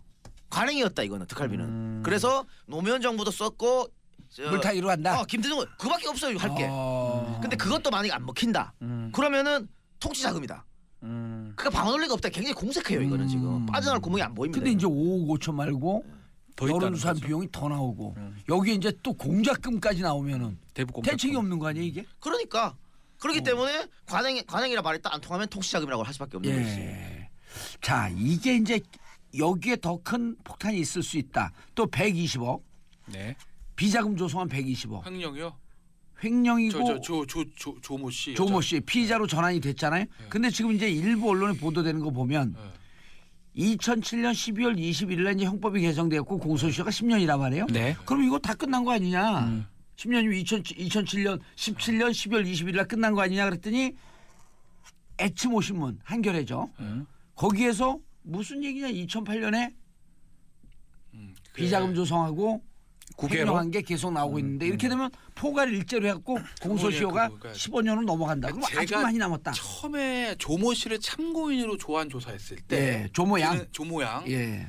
저거는 검찰이 100% 저 공소시효가 끝났다고 보는구나. 왜냐면 이제 공소시효가 10년이면 이게 2007년에 있었던 120억 횡령이니까 그러면 2007년 12월 전에 있거니까 공소 10년 끝난 거거든요. 끝난 거고. 그러니까 저 사람을 피의자가 아니라 참고인으로 소환 조사하는 걸 저는 그렇게 생각했어요. 그래서 예. 120원 이제 끝난 얘기구나. 그런데 그 다음 날 피의자를 피의자를 전환했다는 꺼냈죠. 거예요. 그럼 두 가지입니다. 공소시효 문제를 해결했다는 것이거든요. 공소시효 완벽하게 소멸됐는데 그걸 어떻게 참 피의자입니까? 그러니까 이제 한 H모 신문에서 얘기했던 다른 게 있지 않느냐. 그렇죠. 그러니까 다른 그 게 이후에. 있지 않느냐라는 게 이제 그게 가능성이 있는 거예요. 또는 전혀 이것과 상관없는 별건이 뭔가 있든지 그렇지 않으면 조 씨를 지금 상황에서 피의자로 소환 조사할 수는 없는 거죠. 조 씨도 바보가 아닌데 본인도 자기가 얘기 다 듣고 잠으로 받았지 않았겠습니까? 예. 일단 또 튀었다가 네. 왔잖아요. 네, 그렇기 때문에 피의자 얘기가로 소환 조사한 거고 피의자 소환 조사의 중요성은 뭐냐면 조 씨를 처벌하는 문제가 아니라 결국 MB에 관한 건데 조 씨가 참고인인 경우에 MB를 소환 조사하기 쉽지 않다는 120억까지. 그건 왜 그랬냐면 MB는 지금 대통령 기간 재임 기간 동안 5년이 공소시효가 정지되기 때문에 조 씨가 120억에 대해서 공소시효가 완료됐다 하더라도 MB에 대해서 남아있다는 설이 많았어요. 예. 근데 현실적으로 무슨 문제가 있냐면 내가 조 씨입니다. 예. 내 공소시효가 완성되고 난 참고인이야. 근데 왜 말합니까? 그렇죠. 난 완성됐는데 검사님 알아서 해보세요. 이러면 되는 거 아니겠어요? 또 연기하시는 그러니까 또. 120억에 대해서 실질적으로 MB한테 수사의 칼날이 어렵지 않겠냐는 관측이 있었어요. 있었는데 그런데 2008년 이후에 뭔가 만약에 나왔다고 해서 예. 조 씨가 피의자로 전환된 거라고 하게 되면 입을 열 수 있다. 그리고 조 씨의 신병 처리까지 간다고 하게 되면 상황이 달라지는 거죠. 그래서 저는 처음에 조 씨가 참고인으로 소환 조사돼서 이건 완전히 MB가 살아나는 분위기구나. 120억에 대해서는 그랬는데 그 다음 날 피의자로 전환됐다는 얘기를 듣고 안 끝난 거구나. 이거는 MB가 또 이 부분은 곤란을 겪을 수도 있겠구나 이렇게 생각을 했죠. 예, 조모양이 양이군요. 조모양이 이 작가님 조모양이 아니 횡령을 했는데 다시 회사에 왔어. 그만둔다는데 달래. 그렇게 계속 다니게 해. 근데 2007년 이후에도 돈이 왔다 갔다 하는 흔적이 있어. 예. 그건 뭐 말 자체가 이해가 안 되는 거죠. 아니 근데 이 조모양이 만약에 주범이라고 한다면 이거 무기징역이거든요. 아니 그러니까 돈이 한두 푼이 아니잖아요. 예. 그 큰 돈을 횡령한 여직원이 그냥 그대로 그 회사에 다닌다. 그럼 오너가 멍청한 거죠, 그거는. 안 그렇겠습니까? 예. 아니면은- 김성우 그때 당시 오는 김성우예요. 그러니까 또. 안 그러면은 사장. 그 조모양과 오너가 뭔가 공작이 있었던가 이렇게밖에 생각할 수 없는 거고 사실 조모양 같은 경우에는 예. 그 물론 본인이 난 말 안 하겠습니다 하면은 조사받을 때 그러면은 검찰이 못 그렇지 않아요. 일반인이 거기 검찰 조사석에 앉는 순간 영혼까지 털리게 돼 있습니다. 그럴 수밖에 없는 조사 안 거예요. 받아봤죠? 안 받아봤죠. 한번 받아보고. 아니 근데 김성우가 네. 관련돼 있는 당시 김성우 사장이 자수서도 다 냈단 다 말이에요. 했어요. 그러니까 지금 이 MB호는 난파선이에요. 난파선은 다 미리 뛰어내리기 왜 계속 남아 있으면 자기도 같이 가라는데 뛰어내릴 수밖에 없기 때문에 김성호, 김백준, 조모양 다 말을 할 수밖에 없는 거고 이게 부도덕한 회사, 부도덕한 오너들이 어디서부터 무너지냐면요 경리 직원과 운전기사 때문에 무너지게 돼 있습니다. 일단 김종백 씨 봐요 말씀이시죠? 지금 예. 그렇죠. 원래 이거는 무너진 회사들을 검찰 조사받고 처벌한 A, B, C, D야 경리 직원과 이거 운전기사. 운전기사. 그래서 경찰 수사관들 검찰 수사관들 제일 먼저 누구 털냐면 경리 직원 털고 그리고 운전기사 털거든요. 그대로 지금 운전기사 다 얘기하고 있잖아요. 그대로 가기 때문에 MB가 이 120억도 빠져나가기 힘들어요. 이게 검사 조사 같은 경우는 저희는 많이 받으러 가죠. 아니 근데 만약에 120억 이게 추가 플러스 알파 네. 있고 이게 비자금 조성 횡령 이런 그 MB의 지시 이것도 어마어마한 거 아니에요? 그러니까요. 이거 아니, 자체로도 그래서 저는 무기징역이에요, 사실. 검찰이 갑작스럽게 그 올림픽 뒤로 이명박을 소환할 수밖에 없다 이런 얘기를 흘렸잖아요. 저는 그거는 엄청난 자신감이다. 증거를 엄청 확보했기 때문에 그때 불러도 그때 우리가 다 할 수 있다. 라는 자신감의 발로로 그런 말이 나왔다고 보여요. 저 오히려. 부분 좀 첨언해서 말씀드리면 예. 처음에 저희가 이거 또 김백준 씨 전문가 아니에요? 그런가요? 네. 그거 어쨌든 맞췄잖아 방금. 맞죠. 그거 맞췄습니까? 예. 이재용 부회장 석방뒤 한번 대단한 사람이에요. 악플이 정말 전도사. 올라오는 느낌 막. 그리고 또 이제 김백준 씨 곧 예. 보석으로 나올 거. 그건 뭐 알 수가 없죠. 그건 법원이 하는 거죠. 많이 불면 한번 나올 얘기해 거예요. 보세요. 예? 나올 그러니까 것 같아요. 5가지 얘기하면 나올 것 같은데. 저기 나오겠죠. 저기 갑자기 웃음이 붙잡아둘 이유가 없죠. 다 네. 불면. 5가지 얘기하면 나올 것 같아요. 예. 얘기하라고. 저기 그러세요. 뭐 이런 건 있어요. 근데 이제 영장이 청구될 때는 죄명이 뇌물수수의 공동 정범이었는데 죄명이 지금 바뀐 거거든요. 기소할 때는 방조범으로. 방조범으로. 그러니까 사정이 엄청나게 변경된 거죠. 계속 그리고 구속시킬 이유가 없어요. 그리고 당시에는 부인이고 지금은 자백이니까. 음. 그러니까 이제 피고인 측에서 보석 청구하면 법원의 판단은 영장실질에 따라 완전히 달라질 수 다스 있어요. 플러스 건강 이유를 할 거예요. 네. 좀 힘들다. 완전히 달라질 수 이제 있어요. 왜냐하면 김진모- 죄명이 달라지고 김진모 씨도 사정이 다 안 되면. 불고 나오지 않을까? 그러니까 죄명이 달라졌으니까. 아니, 지금 오케이. 예. 협조하는 사람들은 뭐 풀리 바게닝 아니지만 다 풀려날 가능성이 높죠. 예. 예. 박지원 변호사님. 아니 근데 그 얘기 얘기 아니고. 남았어요? 그러니까 저는 큰 보따리가 있다며. 그러니까 MB를 소환 조사를 저는 늦추는 이유들 중에 하나가 처음에는 평창올림픽 때문에 정치적인 정부적 고려를 판단한다고 봤어요 검찰이. 근데 뭐 그것도 있겠지만 저는 지금 약간 생각이 바뀐 게 예. 소환하고 싶어도 소환할 수 없는 상황이다. 왜냐하면 김백준 기획관의 끝이 아니라 그 다음에 장다서로랑 씨랑 저기 박지원 전 수석 들어가지 않았습니까? 들어간 게 아니라 압수수색 되지 않았습니까? 되지. 박지원. 사무실하고. 그러면 이제 원래 이런 수사를 할 때 헤드는 마지막입니다. 밑에부터 쫙 올라오는 거잖아요. 말단 직원, 대리, 과장, 점포, 부장 해서 이제 사장 아니겠어요? 그러니까 MB를 수사하기 위해서는 다스도 다스지만 이 특활비에 대해서 다른 것들이 있으면 그걸 다 조사하고 마지막에 MB 가는 거 아닙니까? 그런데 지금 다른 사람들이 계속 나오고 있기 때문에 MB를 하고 싶어도 할 수가 없는 거예요.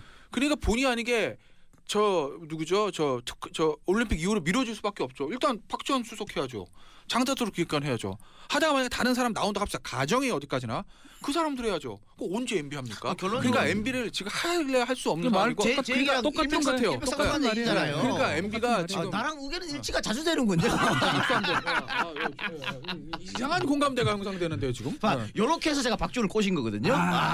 저는 다릅니다. 거기까지는 아닌 거예요. 걱정. 여기는 네. 좀 세. 그래요? 공천 신청까지 했어. 저는 공을 좀 더 드려야겠네요. 저는 뭐 박지원 변호사의 두 분이요. 어머니가 저를 사랑하시는 한 두 저는 분이 어느 부분에서 견해 일치를 봤어요? 오늘 두 가지나 봤습니다. 오, 지금 본 거는 아까 MB. 지금 그 특활비에 대책이 없다. 그 올림픽 뒤로 미루는 거는 너무 증거가 많았어. 그렇지. 조사할 게 결국은, 많았어. 확실함. 예. 그리고 MB 특활비는 그게 없다. 특활비는 대책 없다. 대책 없다. 액수는 더 늘어날 것이다. 훨씬 많이 늘어나요. 현재로 가능성 어디까지 아직 뭐 이게 수사 단계니까 우리가. 자, 그럼 이제 네. 마지막 보따리 풀어야죠. 영포 빌딩에서 나온 증거물. 도대체 이게 어디까지 폭탄이 터질 저는 것이냐. 그래서 지금 두 분 말한 것을 좀 더 예. 플러스해서 첨언을 하면 그 영포 빌딩 지하 것 때문에 지금 수사가 좀 미뤄진 게 아닌가 생각이 듭니다. 분석을 해야 되거든요. 저는 하여튼 모든 어떤 근원의 보물 창고는 영포 빌딩 지하 2층이었다고 생각이 들어요. 거기서 지금 나왔기 때문에 박지원 수석이라든지 압수수색이 가능한 거로 보이고요. 그 자료들을 분석하는 과정에서 일단 뭐 MB 전 대통령을 세우는 거는 당연한데 어느 정도까지 수사를 생물이잖아요. 예. 획정을 해야 돼요. 어느 정도까지 처벌하고 어떻게 할지를 시작해놓고 시작해야 되기 때문에 그 선을 그어놓고 그거를 바라보다 보니까 아주 늦게 MB가 쓰지 않을까 생각이 김태현 듭니다. 변호사님 여기서 네. 이제 핵심이 도대체 영포 빌딩 지하 2층을 누가 지적을 했냐? 그 저도 김백준 궁금해요. 씨? 저는 아니라고 알고 있어요. 자, 그럼 김 왜냐면 국장이 김백준 씨는 김백준 경찰관은 특활비에 대해서는 거의 다 다 얘기했다 그러고. 근데 아, 다스에 다스는 안 하고 대해서는 있는데? 아직까지 크게 진술 안. 왜냐하면 아직까지 혐의가 특활비에 관한 혐의니까. 청계재단에 네. 청계재단에 김백준 씨 밑에 있는 김모 국장이라고 하는 사람이 이모 국장이요. 김모 국장이 이모 국장이 이모 국장. 이모 국장이 네. 했을 가능성이 있다. 그분도 지금 검찰 수사 선상에 올라온 거 어제 아니에요? 소환 조사됐죠 아마. 예. 그건 모르죠. 그거는 그 지금 전에 설이 얘기했을 누구냐면 가능성이 높다는 거죠. 김백준 기획관 설. 그다음에 그 김백준 기획관의 밑에 밑에 있는 있는 이모 국장, 설. 아. 청계재단. 예. 그다음에 저기 누구죠? 갑자기 이름 생각 안 나요. 저기 김희중? 아니 김희중 씨 말고 아, 그다음에 이모 국장이 아니라 이공모 다스의 국장. 그 이상은 씨 말고 김재정 씨 부인 아. 권모 씨 설. 예. 예. 삼설이 지금 언론에 있는데 확실하게 말씀드릴 수 있는 건 김백준 기획관 아니에요. 분명하니? 분명 그럼 아닐 이설 거예요. 중에 하나인데 그 두 개 중에 그 하나는 뭐 내용- 제또랑 있는 수리 알 수는 없죠. 아니 권모 그 김재정 부인 예, 예. 권모 씨는 이 존재를 모를 수가 있어요. 그럴 수 있죠. 집에서 살림하고 있었기 예, 때문에. 예. 근데 이모 국장 설은 확실한 건 아니죠. 저도 몰라. 그건 설이에요, 설. 예. 근데 여기서 뭐가 설. 뭐가 있을 수 있을까?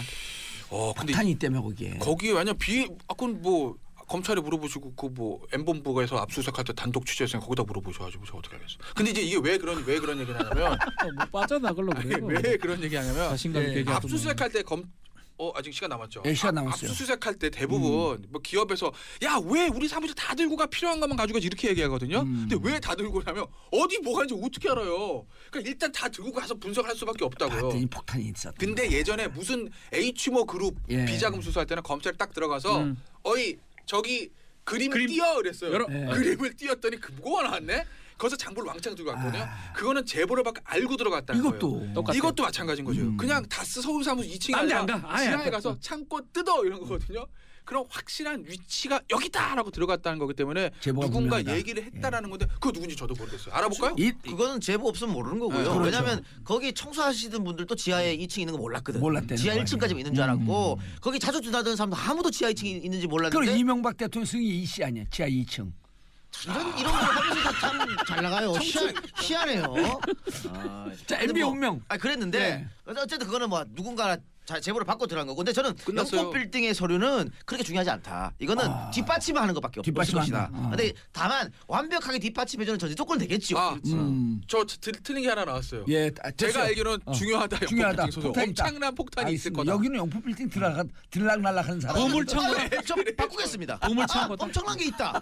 자, 바꾸겠습니다. 박지원 변호사님. 보물창고다. 예, 박지원 변호사 보물창고. 자, 네. 오늘 마지막 방송이에요. 인사. 마무리 예. 인사 이제. 삼변 시대 이제 울지 말고. 하여튼 좀 더 하고 싶은데 예. 사정이 좀 있어서 무슨 사정? 청취자 여러분 감사했습니다.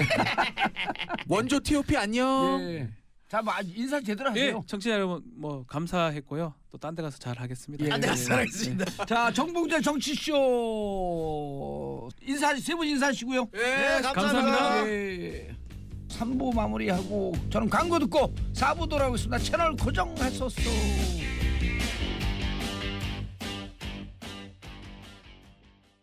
정봉주의 정치쇼 4부 알쓸경제. 자, 알아두면 쓸데있는 경제 뉴스 정철진 경제평론가님 자리하셨습니다. 네, 안녕하십니까. 정철진입니다. 메이크업도 예쁘게 하셨어요.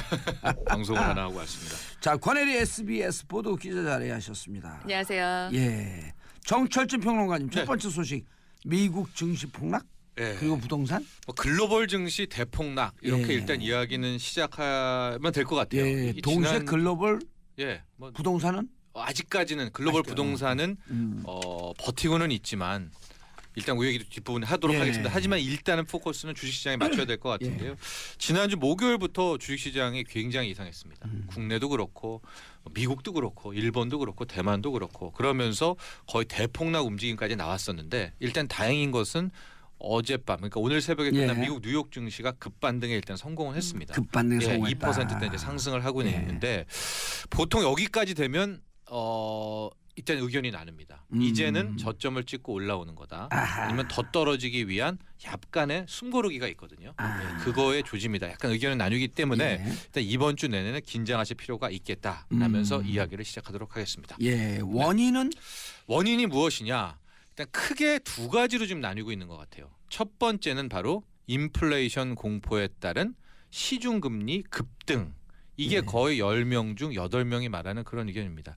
이게 어려운 개념인데요. 이게 왜 주식시장이 이렇게 급락하느냐. 경제기사 이렇게 보면은 미국 국채금리가 뭐 2.8%를 넘어서 그렇다 하고 미 국채금리가 10년물이 3%가 될 경우에는 충격이 커질 것이다. 근데 이게 일반 청취자분들의 독자분들 이해가 안 이게 뭔 되죠. 소리야? 예. 미 국채금리가 10년물이 2.8%가 되든 3%가 되든 그게 무슨 말이냐 할 텐데요. 이런 겁니다. 지금 기준금리라고 정책금리라고 예. 하죠. 우리는 한국은행, 미국은 연방준비제도이사회가 이제 결정을 하잖아요. 이것은 뭐 지금 미국은 1.5, 1.25 연 이렇게 되는데 이거와 상관없이 시중금리라는 게 있어요. 예. 그러니까 국가에서 정하는 거 외에 시중에서 알아서 돈들이 결정하는 금리가 있는데 지금 왜 주식시장에 이런 급락 폭락이 왔냐면 이 시중금리가 가만히 있다가 갑자기 한 일주일, 2주일 새에 열흘 만에 쭉쭉쭉 올라간다는 거예요. 그러니까 이것은 무엇이냐? 돈들은 기준금리는 가만히 있는데 잡고 있는데 어허. 동결해 놓고 있는데 이것은 무엇이냐? 돈들은 그러니까 큰 틀에서 시장은 알고 있다는 거죠. 뭘 알고 있느냐? 앞으로 상당한 인플레이션이 닥칠 것이다. 그랬기 때문에 금리가 거기에 대응해서 올라갈 먼저 것이다. 튀어오른다. 아. 근데 지금 속도나 폭을 보면 이게 단기간에 너무 급하게 왔거든요. 이것은 뭐냐? 단기간에 더 큰 인플레가 올 것이고 더 빨리 금리는 오를 것이다. 라는 것인데요. 여기에서 그럼 또 좀 어느 정도 물가도 올라가잖아요. 네, 그럼 여기서 또 어느 정도 이 반론자들이나 좀 이 경제학 쪽에 이 지식 있는 분들 이렇게 얘기를 하죠. 인플레이션은 주식시장에 좋은 거 아니냐. 왜냐하면 인플레라는 것이 임금도 올라가지만 예. 가격도 올라가고 아하. 기업 실적, 매출액 늘어나게 잡히니까 좋은 거 아니냐라고 생각하실 수가 있습니다. 그거 맞는 말인데요. 거기에 전제 조건은 완만한 인플레예요. 천천히 꾸준히 올라가는 게 좋은데 예. 지금 금리 올라가는 거 보면 툭툭툭 올라가거든요. 이런 상황이면 100% 다 어떤 모습들이 나오냐면 이 자본가들, 돈들은 일단은 위험자산, 주식, 부동산을 팔고 봅니다. 아하. 왜냐하면 현금을 딱 쥐고 있어요. 예. 왜냐하면 국채라는 이 채권금리, 시중금리라는 건 금리 상품이고 위험이 거의 없거든요. 그럼 내가 굳이 원금 손실을 하면서 주식 투자하느니 좀 지켜보자. 현금 들고 있다가 그다음에 금리가 3%가 돼, 3.5%가 돼, 4%가 돼. 그럼 나 금리 상품으로 갈래. 그러면서 주식 중에 대량 이 투매가 투매 나왔고 현상이 나왔다. 현금 확보에 돌입하면서 예. 현재까지 나온 이 대폭락의 이 과정이다, 원인이다 이렇게 설명을 드릴 수가 있겠습니다. 그럼 금리 인상이 부동산에 미치는 영향. 이게 이제 결과적으로는 봐야죠. 이 금리 상승세가 여기서 주춤하느냐 더 가느냐. 더 쭉쭉쭉 간다면 이제 중앙은행들도 뒤따라서 기준금리를 올리게 될 텐데 이렇게 될 경우에는 바로 시중금리가 오르고 시중금리의 핵심인 대출금리가 먼저 튀어오를 겁니다. 예.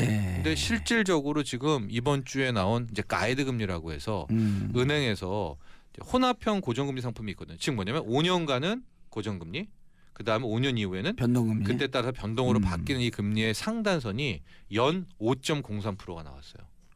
그러니까 이제 내 집을 맡기는 집담보는 최고 좋은 담보거든요. 그렇죠. 그러니까 가장 금리가 쌉니다. 대출 금리가. 그런데 그게 근데 5%가 예, 연 5%가 드디어 열렸다라는 걸로 봐서 이게 결과적으로 여기서 금리 상승세가 멈추면 모르겠지만 계속 가면 가계부채 폭발해 버리는 거 아니에요? 그렇죠. 대출 금리가 올라게 되고 우리 같은 경우에는 1,400조. 그러니까 또 하나 아까도 제가 말씀드린 것들. 인플레가 좋잖아요.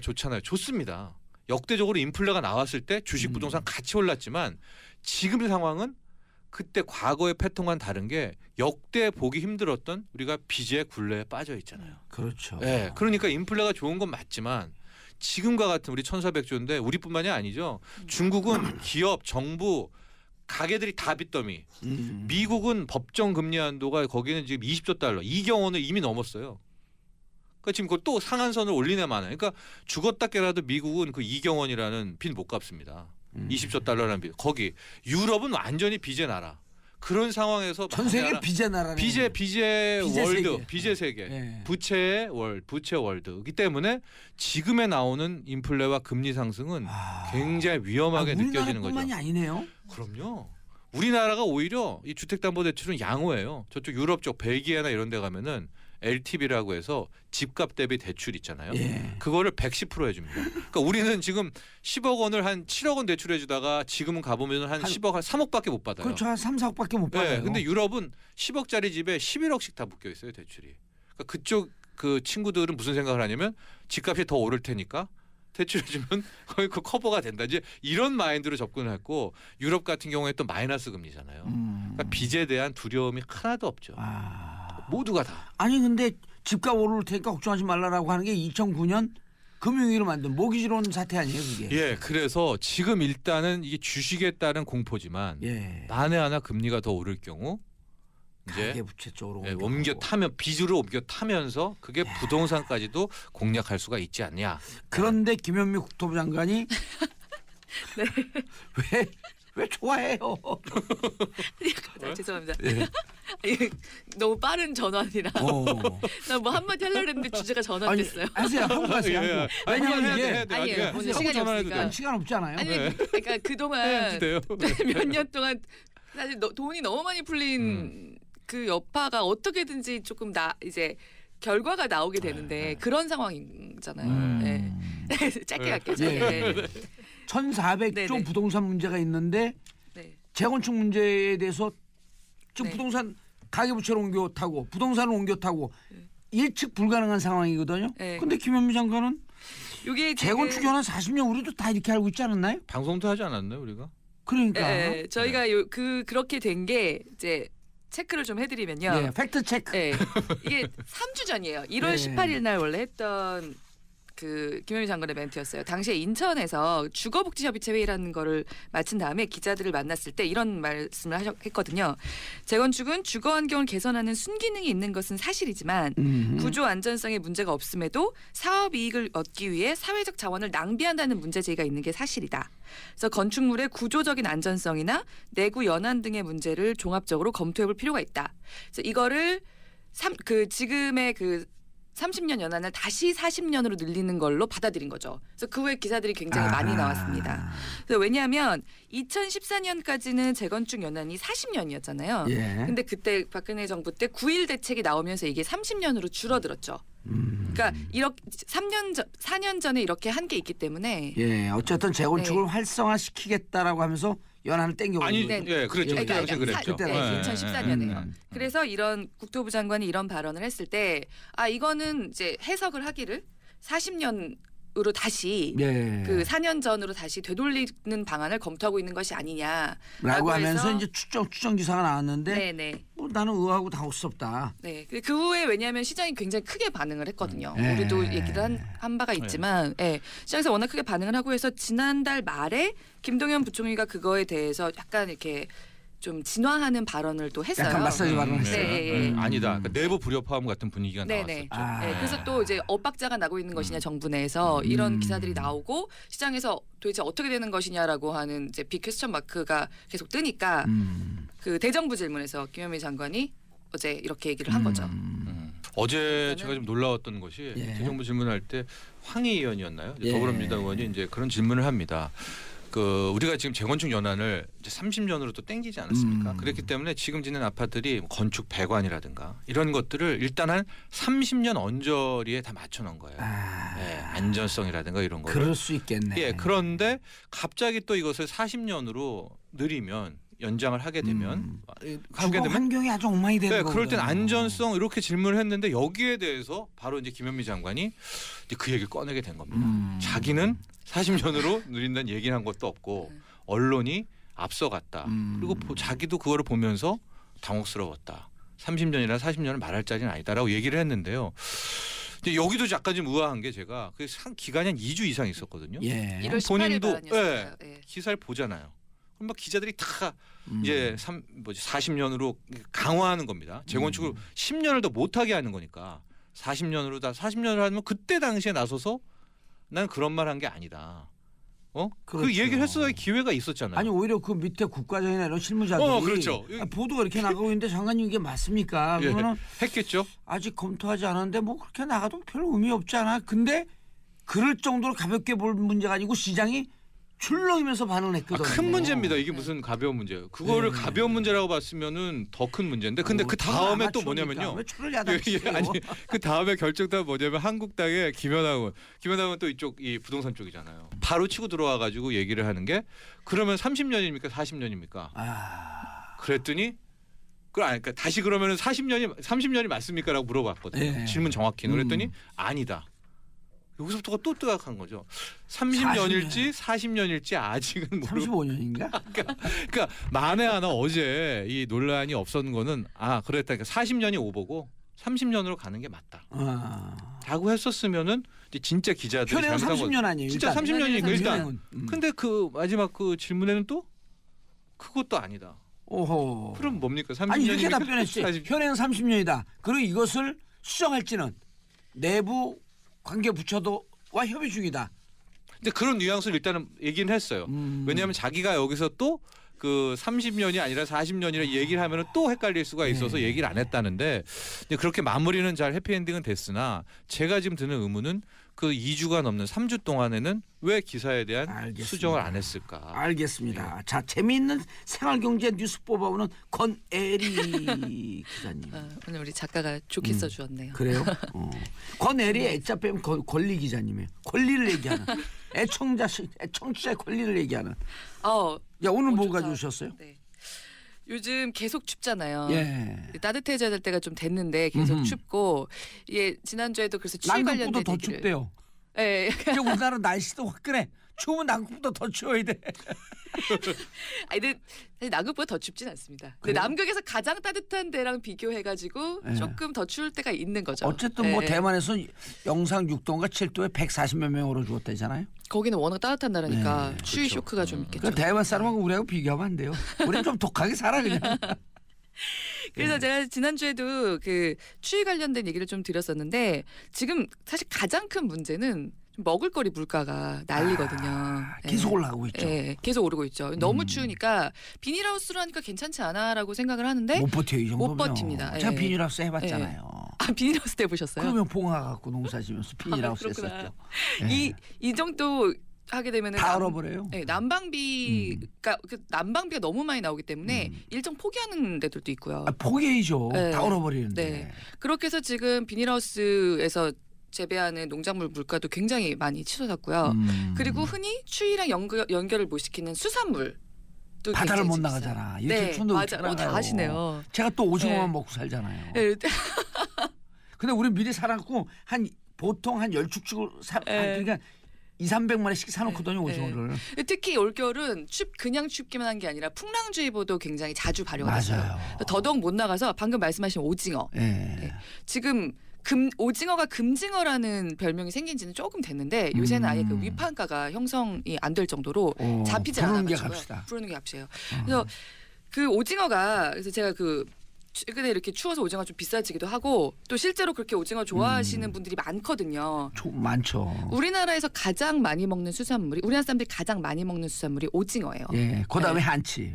아닌데. 그래요? 그다음이 새우예요. 새우? 네. 어. 근데 오징어하고 새우는 1, 2가 경차가 큰 1, 2였거든요. 근데 이게 역전할 수 있는 데까지 와서 오징어 안 잡혀서? 네. 그러니까 오징어를 덜 먹게 되는 게 사실 오징어 많이 먹는 이유가 좀 만만하잖아요. 오징어가 가격이 만만하죠. 그럼 우리나라 사람들이 좀 이렇게 도전적이어서 계속 씹고 싶잖아 누군가를. 누군가 씹지 못할 때 오징어 씹는 거야 그냥. 네, 거기다가 제가 하나 좀 맛배기 덧붙이면은 이 오징어의 수급이 왜 깨졌냐? 네. 중국 탓입니다. 네, 저도 이 맞아요. 얘기를 듣고 깜짝 맞아요. 놀랐는데 중국 배가 동해안에 와갖고 싹쓸이 해가요. 그게 왜냐하면 중국은 서해안만 우리가 불법 조업이 공략하는 줄 알았는데 아니 동해안에도 어마어마해요. 그게 그러니까 왜 동해안으로 오게 됐냐고 과정도 아세요? 몰라요. 그러니까 북한이 지금 돈이 외화가 말랐잖아요. 예. 그러니까 소량의 일종의 어업권을 주는 거예요.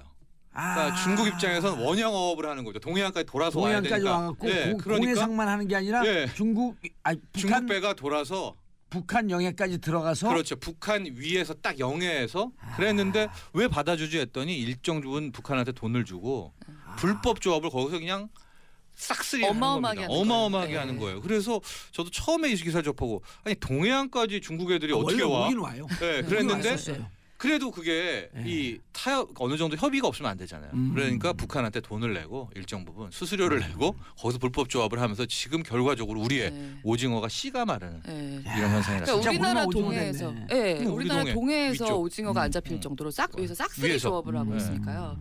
그런데다가 지금 지구 온난화의 영향으로 보이는데 동해 해수온도 달라지고 있거든요. 그렇죠. 네. 그러다 보니까 오징어가 지금 환경적으로도 귀해지고 있는데 방금 말씀하신 중국 그 싹쓸이 조업 같은 것에 영향까지 받으면서 실제 오징어가 너무 많이 올랐어요. 아니 저는 동해안에 그 어업하는 사람한테 네. 그 계속 주기적으로 배오징어를 받아 사 먹거든요. 네. 진짜 이제 안 나와요. 한번 우리 막 10축씩 오고 그러거든. 한 축도 안 나와요. 한 축도. 못 잡는다는 거야. 그렇죠. 예. 네. 날씨 춥고 풍랑주의보에다가 동해안 위에서 싹쓸이 하니까 중국 어선까지 들어와서. 바로 그 윗부분에서 싹 다 네. 잡아버리니까. 그럼 이제 이럴 때 우리는 뭘 먹어야 돼요? 그래서 물가도 오르고 명절은 다가오고 있고 그냥 손가락 빨고 있어야 돼? 그래서 제가 아까 말씀드린 2위 새우가 아하. 근데 제가 이 얘기를 오늘 가지고 온 게요. 예. 지금은 단기적으로는 워낙 추워서 금징어로 예. 평가도 형성이 안 될 정도로 지금 천정부지로 치솟고 있지만 일단 귀하기도 하고요. 장기적으로도 오징어가 방금 말씀하신 그런 이유들과 어떤 자연환경이 변화하면서 계속 이제 잡히질 않아서 원래 오징어는 우리나라 수산물이잖아요. 전형적인 신토부리로 우리가 먹고 수출까지 하는 수산물이었어요. 아하. 근데 반대로 작년에는 30%의 수출이 줄고 30%를 오징어의 수입이 30%가 늘어났어요. 그러니까 우리 먹을 것도 모자라서 외국에서 오징어를 들여오게 근데 된 해외 거예요. 오징어는 맛이 없는데. 없으니까. 없어요. 그리고 네. 비싸니까. 그래서 그 새우가 지금 인기가 있는 게 예. 새우는 거의 다 외국에서 잡아오죠. 남방 새우들 많이 잡아오잖아요. 그러겠네. 그러니까 싸게 좀 만만하게 먹을 수 있는. 인류가 이제 바뀌는 과정이에요, 그럼? 예, 약간 아직까지는 그 오징어가 1위지만 예. 그 격차가 많이 줄어들었어요. 많이 줄었고. 네. 그럼 이제 그 맥주집 가갖고 오징어 시키지 말고 새우 시켜야 돼? 아니 이미 새우를 줍니다. 예, 아니, 이미 새우 새우 메뉴가 새우 오. 안주들이 유독 많아졌어요. 실제적으로 가보면 맞아요. 그쵸? 맞아요. 오징어 비싸서 이제 아니, 그리고 또 새우는 좀 이해도 돼요. 추우면 움츠러들잖아, 새우처럼. 근데 여기서 제가 또 하나 덧붙이기를 하면은 예. 제가 생선을 좋아해요. 예. 특히 동태탕 뭐 이런 매운탕을 좋아하는데 예. 왜요? 끝나갖고. 끝나가지고 예. 근데 요즘에 식당에도 예. 이 생선 요리가 매운탕 하는 집이 급속도로 없어지고 있어요. 예. 그게 그것도 추워져서. 이유가 있을 것 같아요. 아니 그것도 수급이 아닐까. 알겠습니다. 자, 그건 또 다음 시간에. 그러죠. 예. 자, 두 분 인사하시고요. 네. 네, 끝났어요. 네. 감사합니다. 네. 자, 펜타토닉스가 부른 보헤미안 랩소디 들으면서 정치쇼 마무리합니다. 저는 내일 10시 5분에 다시 돌아오겠습니다. 평화를 사랑하는 대한민국 국민 여러분 감사합니다. 땡큐 피스 코리아.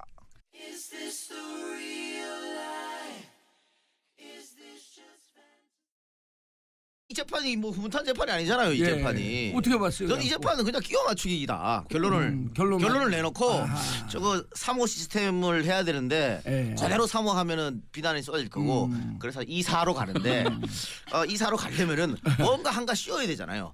그래가지고 50억 밑으로 한 30억 지금 이렇게 그것만 내용을 인정해서 집행유예로 풀어주자. 그래가지고 아까 뭐 박변혜 얘기했던 문영표 장관 증언 이 재판대로라면 문영표는 바보 혼자 바보짓 한 거예요. 아무도 안 시켰는데 삼성도 요구도 안 했는데 혼자 나와가지고 자기가 다 서류 작성해가지고 이렇게 합시다 한 거잖아요. 그렇죠. 그러니까 문영표에게는 안정범 수첩이라든가 안봉근 증언 정유라 증언 하나도 인정 안 해줬거든요. 자유한국당의 홍준표 대표가 정말 명언을 남겼어요. 예전에 뇌물 사건의 구할은 90%는 증거가 없다 했습니다. 이건 무슨 증거냐면 직접 증거가 없는 거예요. 뇌물은 당연히 직접 증거가 없죠. 증언밖에 없는 거지. 그러면 뇌물에 직접 증거 그건 바보죠. 누가 뇌물을 계좌로 쏴준 뇌물이 어디 있습니까? 아니 뇌물 찍으면서 동영상을 찍어놔? 그렇죠.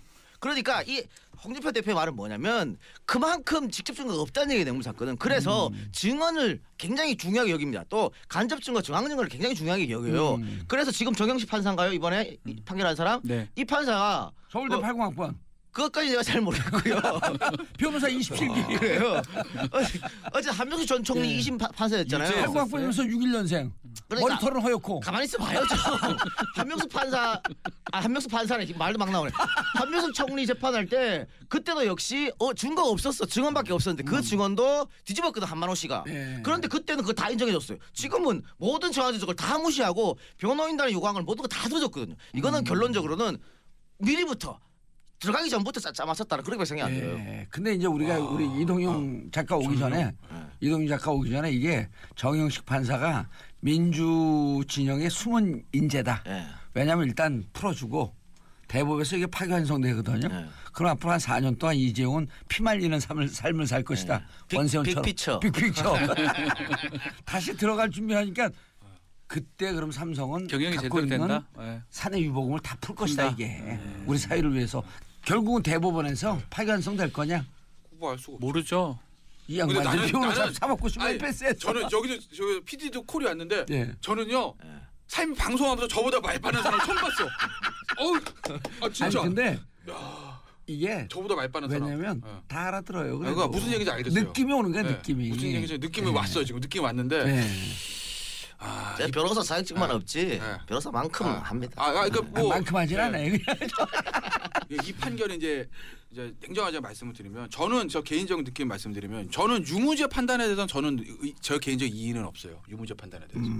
왜냐면 법인 이제 국외재산 도피 이런 뭐 좀 자세하게 말씀드리는 시간 없으니까. 시간 안 없어요. 그러니까 이제 제일 문제됐던 게 국외재산 도피고 다 1심만 똑같아요. 그것도 말이 안 되잖아요. 국외재산 근데 이제 이것도 삼성이 1심부터 했던 논리인데 뭐냐면 어제 이제 판결문 제가 좀 찬찬히 봤는데 그런 얘기 있던데 또 이것도 그때 이정열 부장을 또 이렇게 또 듣고서 또 댓글 올립니다. 또 제 얘기 듣고 이정열 신경 쓰지 말고 그 형님은 맨날 뭐 말만 하면 댓글 올려. 어쨌든 이 국외자산 도피가 그러니까 법원이 이렇게 보는 거야. 도피 왜 하냐? 그러니까 자기가 재산을 외국으로 빼서 자기의 이익으로 그 돈을 은닉하든지 사용하든지 소비하려고 자기가 관리하기 위해서 자기 돈으로 쓰려고 나가는 게 국외재산 도피다. 그걸 처벌하기 위한 법이다. 있어요? 그러면 이제 과거의 판례를 하나 들어요. 재산 도피는 자기의 이익으로 하기 위한 거다는 기존 판례를 들고 그런데 이건 이재용 부회장 지가 쓰려고 하는 게 아니라 최순실이 쓰려고 한테 주는 거 최순실이 썼지 않냐. 그러니까 이제 도피가 아니다라고. 무슨 말장난이에요 그게. 말장난이 그거는. 정영식 씨한테만 저한테 그러지 마시고. 그게 무슨 말장난이에요. 왜냐면은 본인 계좌로 본인이 옮겨가지고 그거를 결국은 최순실한테 뇌물 주는 건 뭐예요? 내가 이득을 얻으려고 전략적 이득을 얻었잖아. 이거 좀 지금 천천히 해도 돼. 그랬습니까? 그러니까 결론적으로 이 국정농단 사건에서 유일하게 이득 본 사람은 이재용밖에 없어요. 누가 이득 봤습니까? 이재용밖에 없다고. 우리도 이득을 봤지. 그걸 주제로서 방송을 하잖아. 그래서 고마워요 사실. 진짜 말장난이고요. 사실 저는 안 좋은 게 같은 법원인데 여러 가지 재판들이 있잖아요. 맞아요. 이게 다르면 안 돼요. 일관성이 없잖아요. 국민들이 납득이 안 돼요. 그러니까 만약 본인이 양심이 있고 뭐 삼성이 양심이 있고 하더라도 옆을 봐야 돼요. 이거는 한 사건이면 본인 마음대로 뭐 재판해도 상관이 없는데 이거는 여러 사건이 지금 수십 개 사건이 수백 명 가장 근자에는 문영표 그렇죠. 보건복지부 장관이 구속이 됐잖아요. 문영표 얼굴 떠올려야 돼요. 재판을 하면서도 문영표는 뭐가 됩니까? 사람 지금 구속해가 지금 재판 실형 받고 지금 들어가 있는데 본인은 지금 뭐가 됩니까? 변이 됐죠. 문영표까지 하면 그러니까 사변되는 거예요. 그걸 생각을 해가지고 재판을 해야 되는데 혼자만 딱 대놓고 그거를 암만 본인 양심이고 삼성 양심이라 하더라도 옆에를 봐야 그게 판사가 되는 거고 그거는 이게 저는 이해가 안 되는 판결의 일관성, 판결의 충돌이 그렇죠. 있어서는 안 된다. 절대 안 판결 되죠. 자체에서는 문영표 장관과 충돌 없어요. 이 판결 자체에서는. 이 판결 자체에서는 처음부터 끝까지 논리가 뭐냐면 경영권 승계 자격이 없었고 쉽게 말씀드리면 이재용 부회장이 대통령은 박 전 대통령한테 부탁하는 게 없었다라는 거니까 아까 이제 이동규 작가 말씀하신 대로 문영표 장관 혼자 야 이거 좀 찬성 좀 이렇게 한 게 돼버린 거지. 이 판결 사실 자체에서는 이게 말이 되나요? 그러면 말이 안 돼. 저한테 그러지 마시라니까 저한테 그래요. 자꾸 징역을 내가 살게 썼어요 합니까? 판결을? 그렇게 착한 사람 징역을 살게 합니까? 내가 그러면? 썼어요 판결을? 이 양반들이 변호사가 아니라 개싸움을 하네. 개싸움을 하지. 이해가 안 된다. 어찌됐든 저는 아까 하던 말씀 드리면 저는 뭐 법인 뭐 두 분은 뭐 저는 다른 생각이신 것 같은데 저는 재산국의 도피도 그 법 취지 자체가 어쨌든 본인이 사용하기 위한 돈을 외국으로 가는 걸 처벌하기 위한 거니까 어쨌든 본인이 뭐 3,500만 원 비용을 날렸다는 설도 있고요. 네, 뭐 그거는 만경봉 호에서 숙식을 하기로 결정을 해서 예. 뭐 이전에 뭐 인제스피디움인가 거기서 예, 인제스피디움. 하기로 했었는데 그게 이제 뭐 예약을 뭐 펑크냈다 뭐 그런 얘기죠. 예. 네, 알겠습니다. 계속 그 화제를 몰고 다니고 있어요. 그렇습니다. 뭐 오늘도 이제 북한 응원단이 내려왔으니까요. 네. 내려왔어요? 예, 좀 안 내려올까 봐 막 걱정하고 그러더니. 네, 9시 28분 경에 내려왔습니다. 이 김일국 체육상을 비롯해서 북한 민족올림픽위원회 관계자 4명 그리고 응원단 229명 예. 그다음에 태권도 시범단 26명 기자단 21명 이렇게 해서 총 280명의 방남단이 오전 9시 28분에 경의선 육로로 경기 파주의 그 도라산 남북 출입사무소에 도착을 했습니다. 네, 오자마자 이제 바로 입경 수속을 밟으면은 바로 이제 평창 쪽으로 이동을 할 것으로 보이고 있고요. 알겠습니다. 올림픽은 언제 개막하죠? 금요일이죠. 네, 근데 내일 추워서 모레입니다. 어떻게 해요? 그러게 여기 추위가 연일 계속되고 있는데 지금 그 올림픽 스타디움에 뚜껑이 없어가지고 굉장히 좀 추운 상태라고 하죠. 그래갖고 그 뚜껑이 없어갖고 거기서 참석한 사람도 추워갖고 뚜껑 열리겠는데. 다음 소식. 방금 뚜껑 열릴 뻔했습니다. 아니 스타디움에 뚜껑이 없다면서요? 뚜껑 열렸지. 네. 예. 그렇죠. 예, 다음 소식이요. 네, 오늘 뚜껑 열리지 마시고요. 네, 그렇습니다. 네, 이재용 삼성전자 부회장에게 집행유예를 선고한 정영식 부장판사에 대한 이 특별감사를 요구하는 청원에 서명이 쏟아지고 있습니다. 이 청원은 판결 직후인 5일 그 청와대 국민청원 게시판에 올라왔는데요. 불과 하루 반나절 만에 제가 조금 전까지 보고 온 청원 동의자가 무려 15만 8,573명이었습니다. 곧 20만 넘어가네요. 그렇습니다. 이제 청와대의 답변 기준이 20만 명인데 굉장히 빠른 속도로 청원 동의가 이루어져서 곧 넘어설 것으로 보이고요. 이 청원인은 청원 게시판에 이렇게 글을 남겼습니다. 국민의 돈인 국민연금에 손실을 입힌 범죄자의 구속을 임의로 풀어준 정영식 판사에 대해서 이 판결과 그동안 판결에 대한 특별감사를 청원합니다. 이런 국민의 상식을 무시하고 정의와 국민을 무시하고 기업에 대해서 읊조리며 부정한 판결을 하는 이러한 부정직한 판결을 하는 판사에 대해서 감사가 필요합니다. 네, 이렇게 밝혔습니다. 아니 그 한명수 총리 2심 판결할 때도 문제가 무척 많았었잖아요. 그때도. 그렇죠. 그때는 오히려 이제 뭐 증거가 좀 불충분해 보였는데 그거를 인용을 해서 그렇죠. 네, 판결을 내리더니 돈 줬다는 사람이 항소심에서 돈 안 줬다고 증언을 반복했잖아요. 네, 그렇죠. 증언 반복도 있었고 하여튼 그때는 그러더니 이번에는 뭐 증거가 완벽하지 않다라고 하면서 계속 이제 기각을 시켰던 거죠. 예. 네. 근데 어쨌든 청원이 계속되고 있는데 사실 이 부분에 대해서 청와대가 어떤 대답을 내놓기가 사실 좀 애매한 부분이긴 해요. 이 특별감사 하면 되지 않나요? 특별감사를 할 수 있나요, 청와대가? 아니요, 특별감사를 했으면 좋겠다라고 하는 것은 사람들이 다 그 상권 분립이 돼 있어서 네네. 어디에다 해야 될지 모르는데 그럼 청와대가 법원에다가 지시하면 안 되지만 이런 청원이 들어왔습니다. 전달을 할 수 있죠. 그 사법부에서 판단해 주세요. 그럼 김명수 대법관이 청원이 들어왔어? 그럼 해봐야 되지 않을까? 할 수 있는 거죠. 그렇죠. 이제 그런 의미에서 예. 이 여론을 이렇게 환기시키는 차원에서 예. 굉장히 중요한 청원이라고 볼 수가 있는 거죠. 예, 계속하세요. 제 손 흔드는 거 보지 마시고. 아, 네. 갑자기 왜 손을 흔드시나? 네, 놀라서요. 어쨌든 그렇습니다. 네. 예. 다음 소식으로 넘어갈까요? 넘어가세요 그냥. 네. 저 신경 쓰지 말고 저는 지금 청원 중에 휴지 달라고. 아, 그래요. 예. 네. 아니 진행자를 신경 안 쓰고 어떻게 방송을 합니까? 예, 어제는 아주 편히 잘하던데. 그제요? 그저께. 아, 그저께. 예. 월요일 날. 생일인 줄 알았어요. 제가 발표해서. 늦게 신나는 거. 자, 정영식 부장판사 특별감사 요구했고요. 정부 일자리 안정기금 신청 기준을 20만 원 높였다. 네, 그 일자리 안정기금은 그 최저임금 인상으로 타격을 입을 자영업자 등을 보호하고 예. 이 나아가 고용을 유지할 수 있도록 지원해주는 제도인데요. 예. 이 기준을 좀 높이기로 한 겁니다. 이 정부가 이낙연 국무총리 주재로 국무회의를 열고 이 같은 내용을 담은 그 소득세법 시행령 개정안을 통과시켰는데요.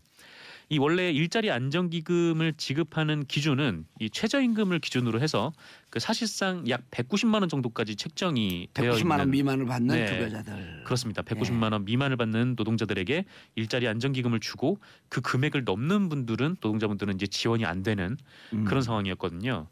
근데 이게 부작용이 좀 있었어요. 이게 예. 뭐냐면은 이 사실 최저임금 수준의 기본급을 받는 노동자라고 하더라도 그러니까 이런 분들은 그 시간의 수당, 시간의 초과노동, 네, 초과노동을 하는 경우들이 많은데, 많죠. 네, 이 초과근로 수당까지 더하면은 190만 원이 넘어버리는 거예요. 아하. 네, 그러니까 이제 몇몇 아파트나 자영업자분들이 그 일자리 안정기금을 받기 위해서 그 사실상 쉴 수 없는 휴게 시간을 노동자에게 부여를 하는 거죠.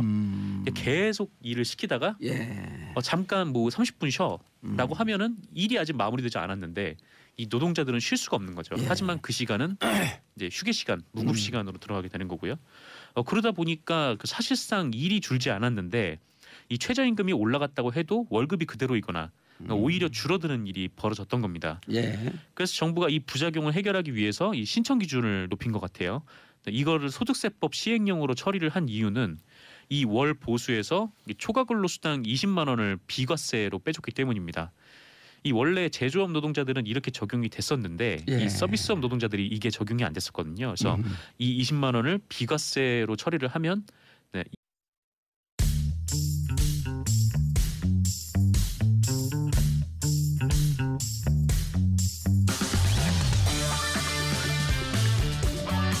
정봉주의 정치 쇼. 안녕하세요. 70억 분의 1의 사나이 마성의 중독성 정봉주의 정치쇼 정봉주입니다. 지금 이 시각 여러분이 가장 많이 찾아본 실시간 검색어 체크합니다. 대만 지진 규모 6.4. 1km 지점 해수면 1km 지점에서 무척 가까운 곳에서 지진이 발생이 됐죠. 현재까지 최소 2명 사망이고요. 200여 명 부상. 호텔도 붕괴한 사진들이 나오고 있습니다. 자, 테더 청문회 미국에서 비트코인 시세 조작 의혹 청문회 열리고 있습니다. 최영미 시인 시 괴물을 통해서 은이라고 하는 성추행자를 묘사하고 있죠. 문단 성추행 폭로하고 미투 운동은 계속되고 있습니다. 자, 첫 곡 부가킹스와 윤도현이 함께 부릅니다. 여행길. 인생은 여행길이죠. 새로운 일을 시작할 땐 늘 여행을 떠납니다. 여행길 들으면서 일부 돌아오겠습니다. Ladies and gentlemen, Mr. Yoon. 정봉재 정치쇼 1부 순서 들어가겠습니다. 이름 하얀 뉴스브리핑. 오늘은 정상근 미디어 오늘 기자와 함께하고 있습니다. 네, 안녕하십니까. 미디어 오늘 정상근 기자입니다. 예, 오늘 정상으로 소개해줬죠. 네. 왜냐면 제가 정상인이 됐으니까 이제 넥타이도 메고. 아, 그러게요. 네, 이런 패션 처음 보는 것 같아요. 네. 당혹스럽죠. 아니 뭐 당혹스럽지는 않습니다. 제가 더 당혹스럽게 해드릴까요? 어떻게 해요? 까꿍. 네, 이거 정말 당혹스러운데. 네. 자, 샵 1035 짧은 문자 50원, 긴 문자 100원 문자 보내주시기 바라겠습니다. 이지연님, 신나는 음악과 봉도사님 입담을 즐기면 빨래 널어야겠습니다. 김태경님, 화물차에서 계속 듣고 있습니다. 매일매일 도사님 방송 들으며 웃으면서 일합니다. 감사합니다. 자, 화물차, 포크레인, 택시, 버스 다 듣고 있습니다. 네. 예, 바퀴 달려 움직이는 모든 오토 물체는 다 듣고 있습니다. 뭐 집에서도 많이 들으시죠. 그렇죠. 이번에 빨래 보니까 하시는 분 청취율이 많이 설계하시는 올랐더라고요. 분. 엄청 정치쇼. 올랐죠. 네. 난리 났죠. 지금 이제 20% 되고 있어요. 내 맘이야, 1등이 마이 맘. 11%인데. 그래요? 마이 맘 네. 20%. 그거 다 잘못된 거. 나도 이제 홍준표 대표 닮았어요. 그거 다 잘못된 거예요. 네. 우리가 20%야. 음모야 이게 방송의 음모. 인정 안 하면 미디어 부스 오늘 빼는 걸로. 미디어 오늘부터 출입하지 마세요. 나가세요. 자 무슨 뉴스? 네, 북한 예술단을 태운 만경봉호가 어제 동해시 목포항에 도착을 했고요. 그다음에 북한 응원단과 북한 응원단 등 총 280명이 경의선 육로로 조금 전에 남쪽에 도착을 했습니다. 예. 이 만경봉 92호가 한국에 온 것이 지난 2002년 부산 아시안 게임 당시에 북한 응원단을 태우고 온 이후에 그 16년 만인데요. 예. 이 북한 예술단 사전 점검팀이 경의선을 통해서 육로로 그리고 오늘 280명도 육로로 왔죠. 그리고 북한 동계올림픽 참가 선수단이 비행기를 통해서 이제 하늘길로 왔고요. 예. 이번에 이제 예술단이 바닷길로 예. 들어온 셈이죠. 북한은 5일 예술단 출정식을 조선중앙 TV를 통해서 보도를 했는데 그러니까 이 자리에 김정은 위원장의 여동생인 김여정 부부장이 참석을 해서 환송식을 했습니다. 예. 이것도 상당히 이례적인 일로 보이고 있고 북한에서도 이 예술단에 상당한 기대감을 보이고 있다. 이런 해석이 나오고 있고요. 다만 북한 예술단은 원래 육로로 내려와서 남쪽의 호텔에서 묵기로 했는데 예. 갑자기 계획을 바꿔서 만경봉호에서 숙식을 해결한다고 밝혔습니다. 예. 최대한 접촉을 꺼리는 것 같고요. 어제는 배에서 아예 내려오지도 않았는데 아하. 그래도 오늘은 리허설을 해야 하기 때문에 오전에 배에서 내려서 리허설 장소로 갔습니다. 젊은 친구들이 많아갖고 혹시 이탈할까봐 네. 그런 그 우려가 있다라고 하는데 맞습니까? 그 보수 언론에서 그렇게 쓰고 있던데요. 아니 근데 그게 확인을 할 수가 없죠. 일단 쓰고 보는 거네요, 진짜. 네, 그거를 당사자한테 확인을 해서 너네 네. 여기 지금 도망갈까봐 그렇죠. 배에서 안 내리고 있니?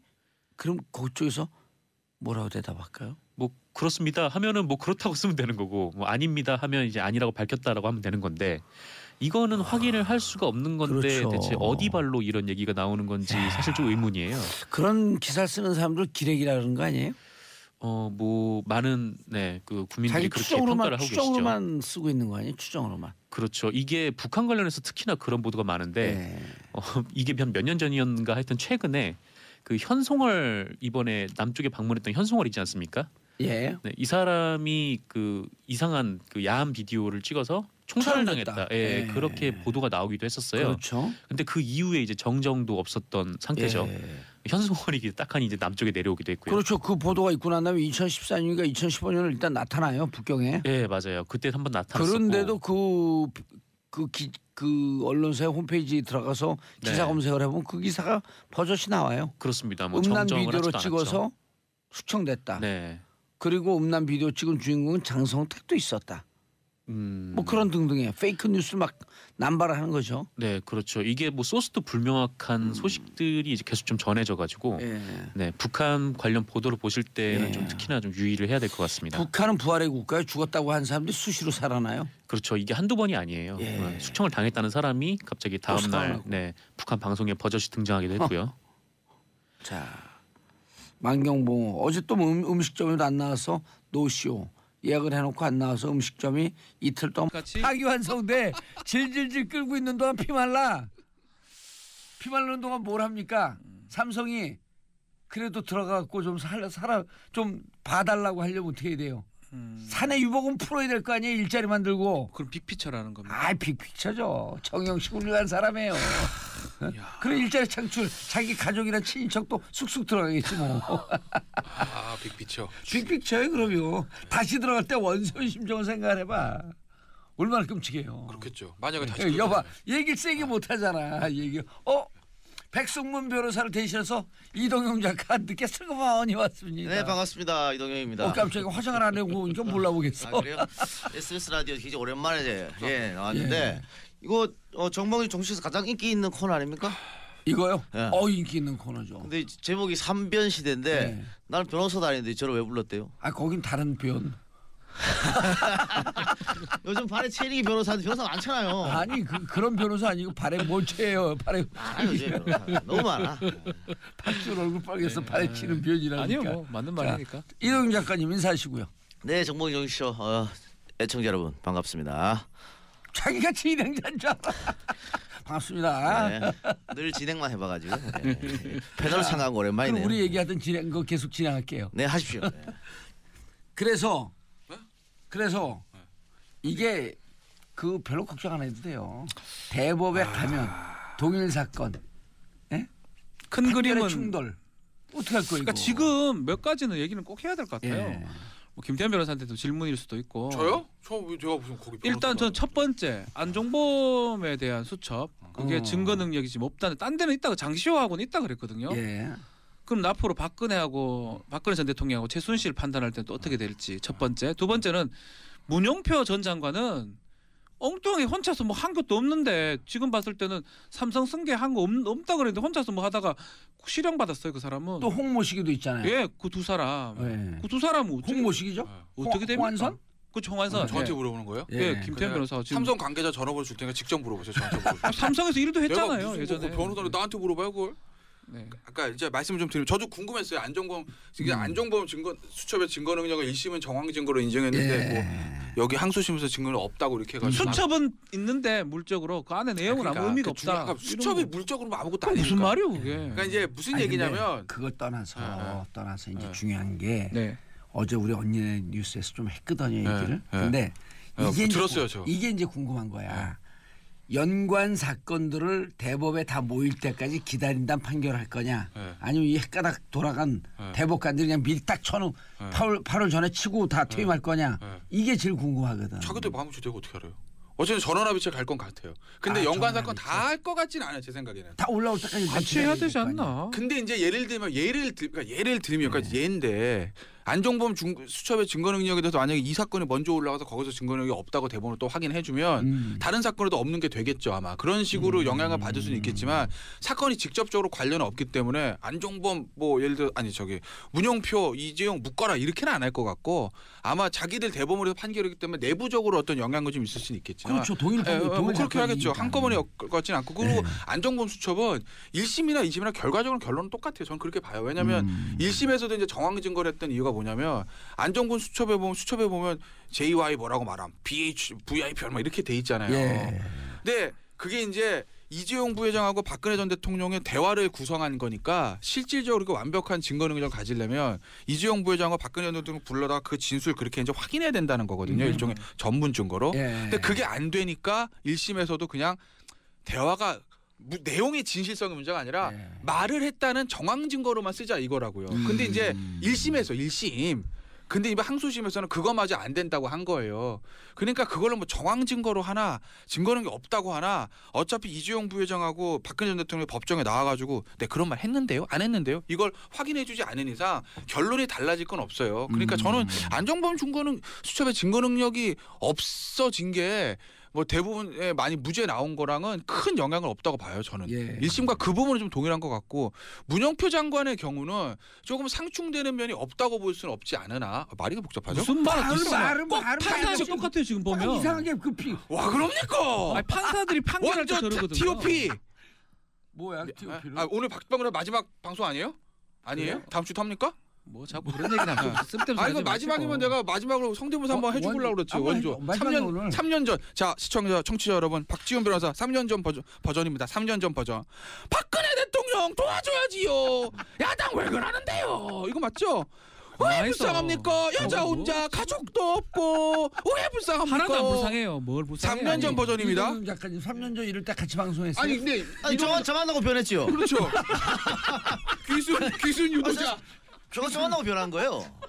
아니 고향도 비슷하잖아. 이게 안동이거든. 술주 고향이. 수첩 제가 땡겨가지고 이렇게 우리 김 변호사도 저랑 오래 만나면 일로 오게 돼 있습니다. 변하게 있습니다. 오. 그렇게 한번 해볼까요? 굉장히 가능성이 높아요. 전향 전문기야? 그렇습니다. 야 좋다 이거. 아니 진짜 이동용 작가 만나고 바뀌었어요? 아니 뭐 저는 지금도 그대로인데 많은 영향을 받은 건 사실. 누구한테? 이동용 작가한테?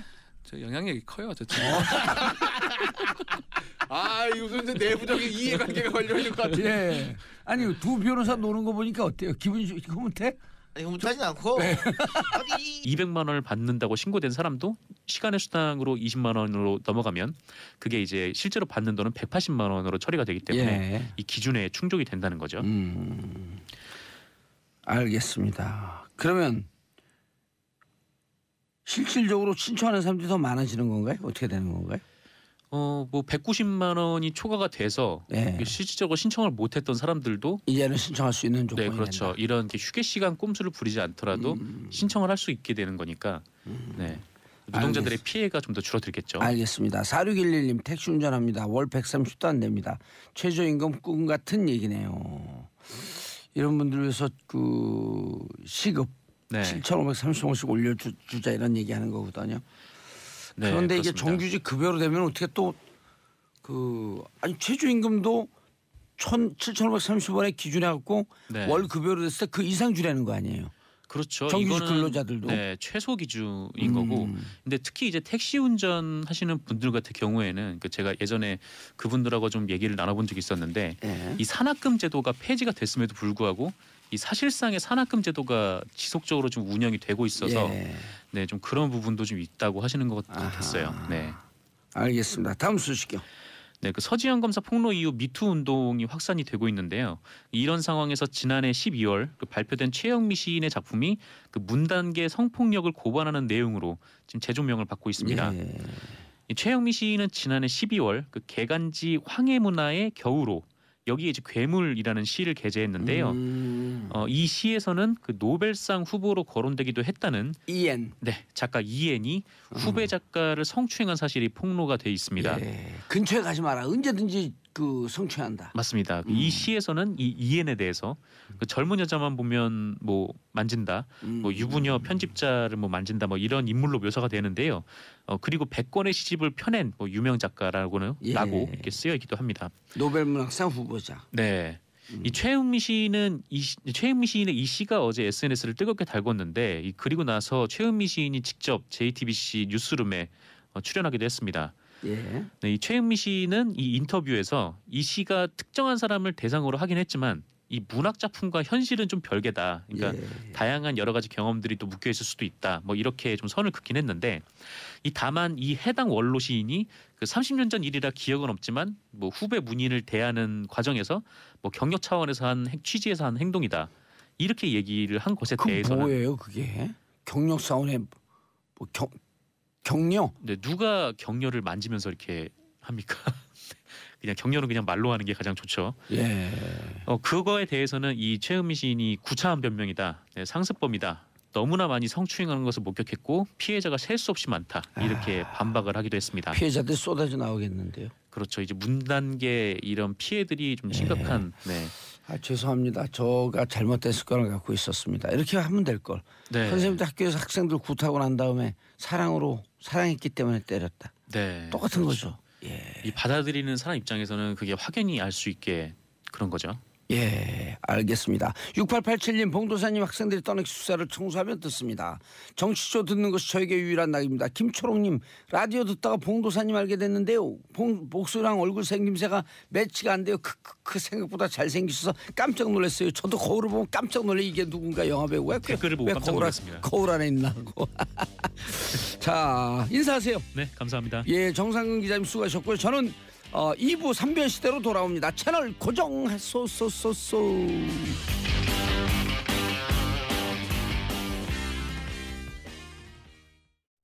정봉재 정치쇼 2부 순서 들어가겠습니다. 이름하여 3변 시대. 자, 법조인은 눈으로 대한민국 정치사회 법조 뉴스를 들여다본다. 자, 고구를 대표하는 누구죠? 백성문.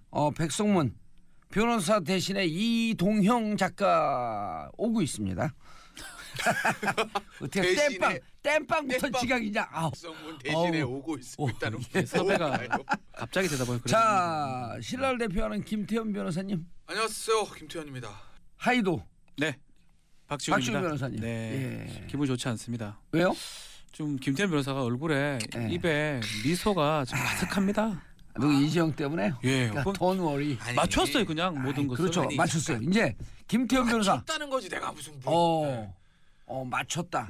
이재용 부회장에 나온다고 이게 무슨 나한테 김도사, 전화기를 태도사 이런 게 아니라 현도사. 현도사. 그럼 현존하는 최고의 도사다. 현도사. 오늘 또 다른 것도 맞췄어요. 뭐요? 김백준 방조범. 방조범. 그거 제가 주범은 유일하게 정치쇼에서만 제가 그 방조범인데 혹시 수사했고 이거 내가 물어봤죠. 그럼 공범이 아니면 그랬더니 방조범? 방조범? 마이크 정면으로 두고 말씀하시라는 예. PD. 예. 그러니까 좀 제대로 해요. 뭐 맞췄다고 건방 좀 떨지 말고. 기가 막히게 맞추지 않습니까? 방조범 예. 맞춰. 아 근데 저는 사실 같은 법조인이지만 예. 사실 다 이해가 안 되는데. 저 3년 5년 예측했어요. 근데 예측만 하지 그게 실제 그래 될 줄은 몰랐습니다. 5년 나올 때 그렇게 되면 좀 이상하다고 생각하는데 지금 보면 모든 게 다 어그러졌어요. 예, 뭘 억울해져요? 문영표는 뭐가 됩니까 그 사람은? 아니 그러니까 이게 야 저는 이렇게 판결하는 게 이게요. 맞나 싶어요. 저는 이 정형식 판사 네. 13부 형사 13부 예. 나 훌륭한 분이라고 봐요. 진짜 그렇게 생각하시죠? 그럼요. 예. 왜냐하면 일단 풀어줘요. 네. 그 대법원에서 파기환송돼. 원세훈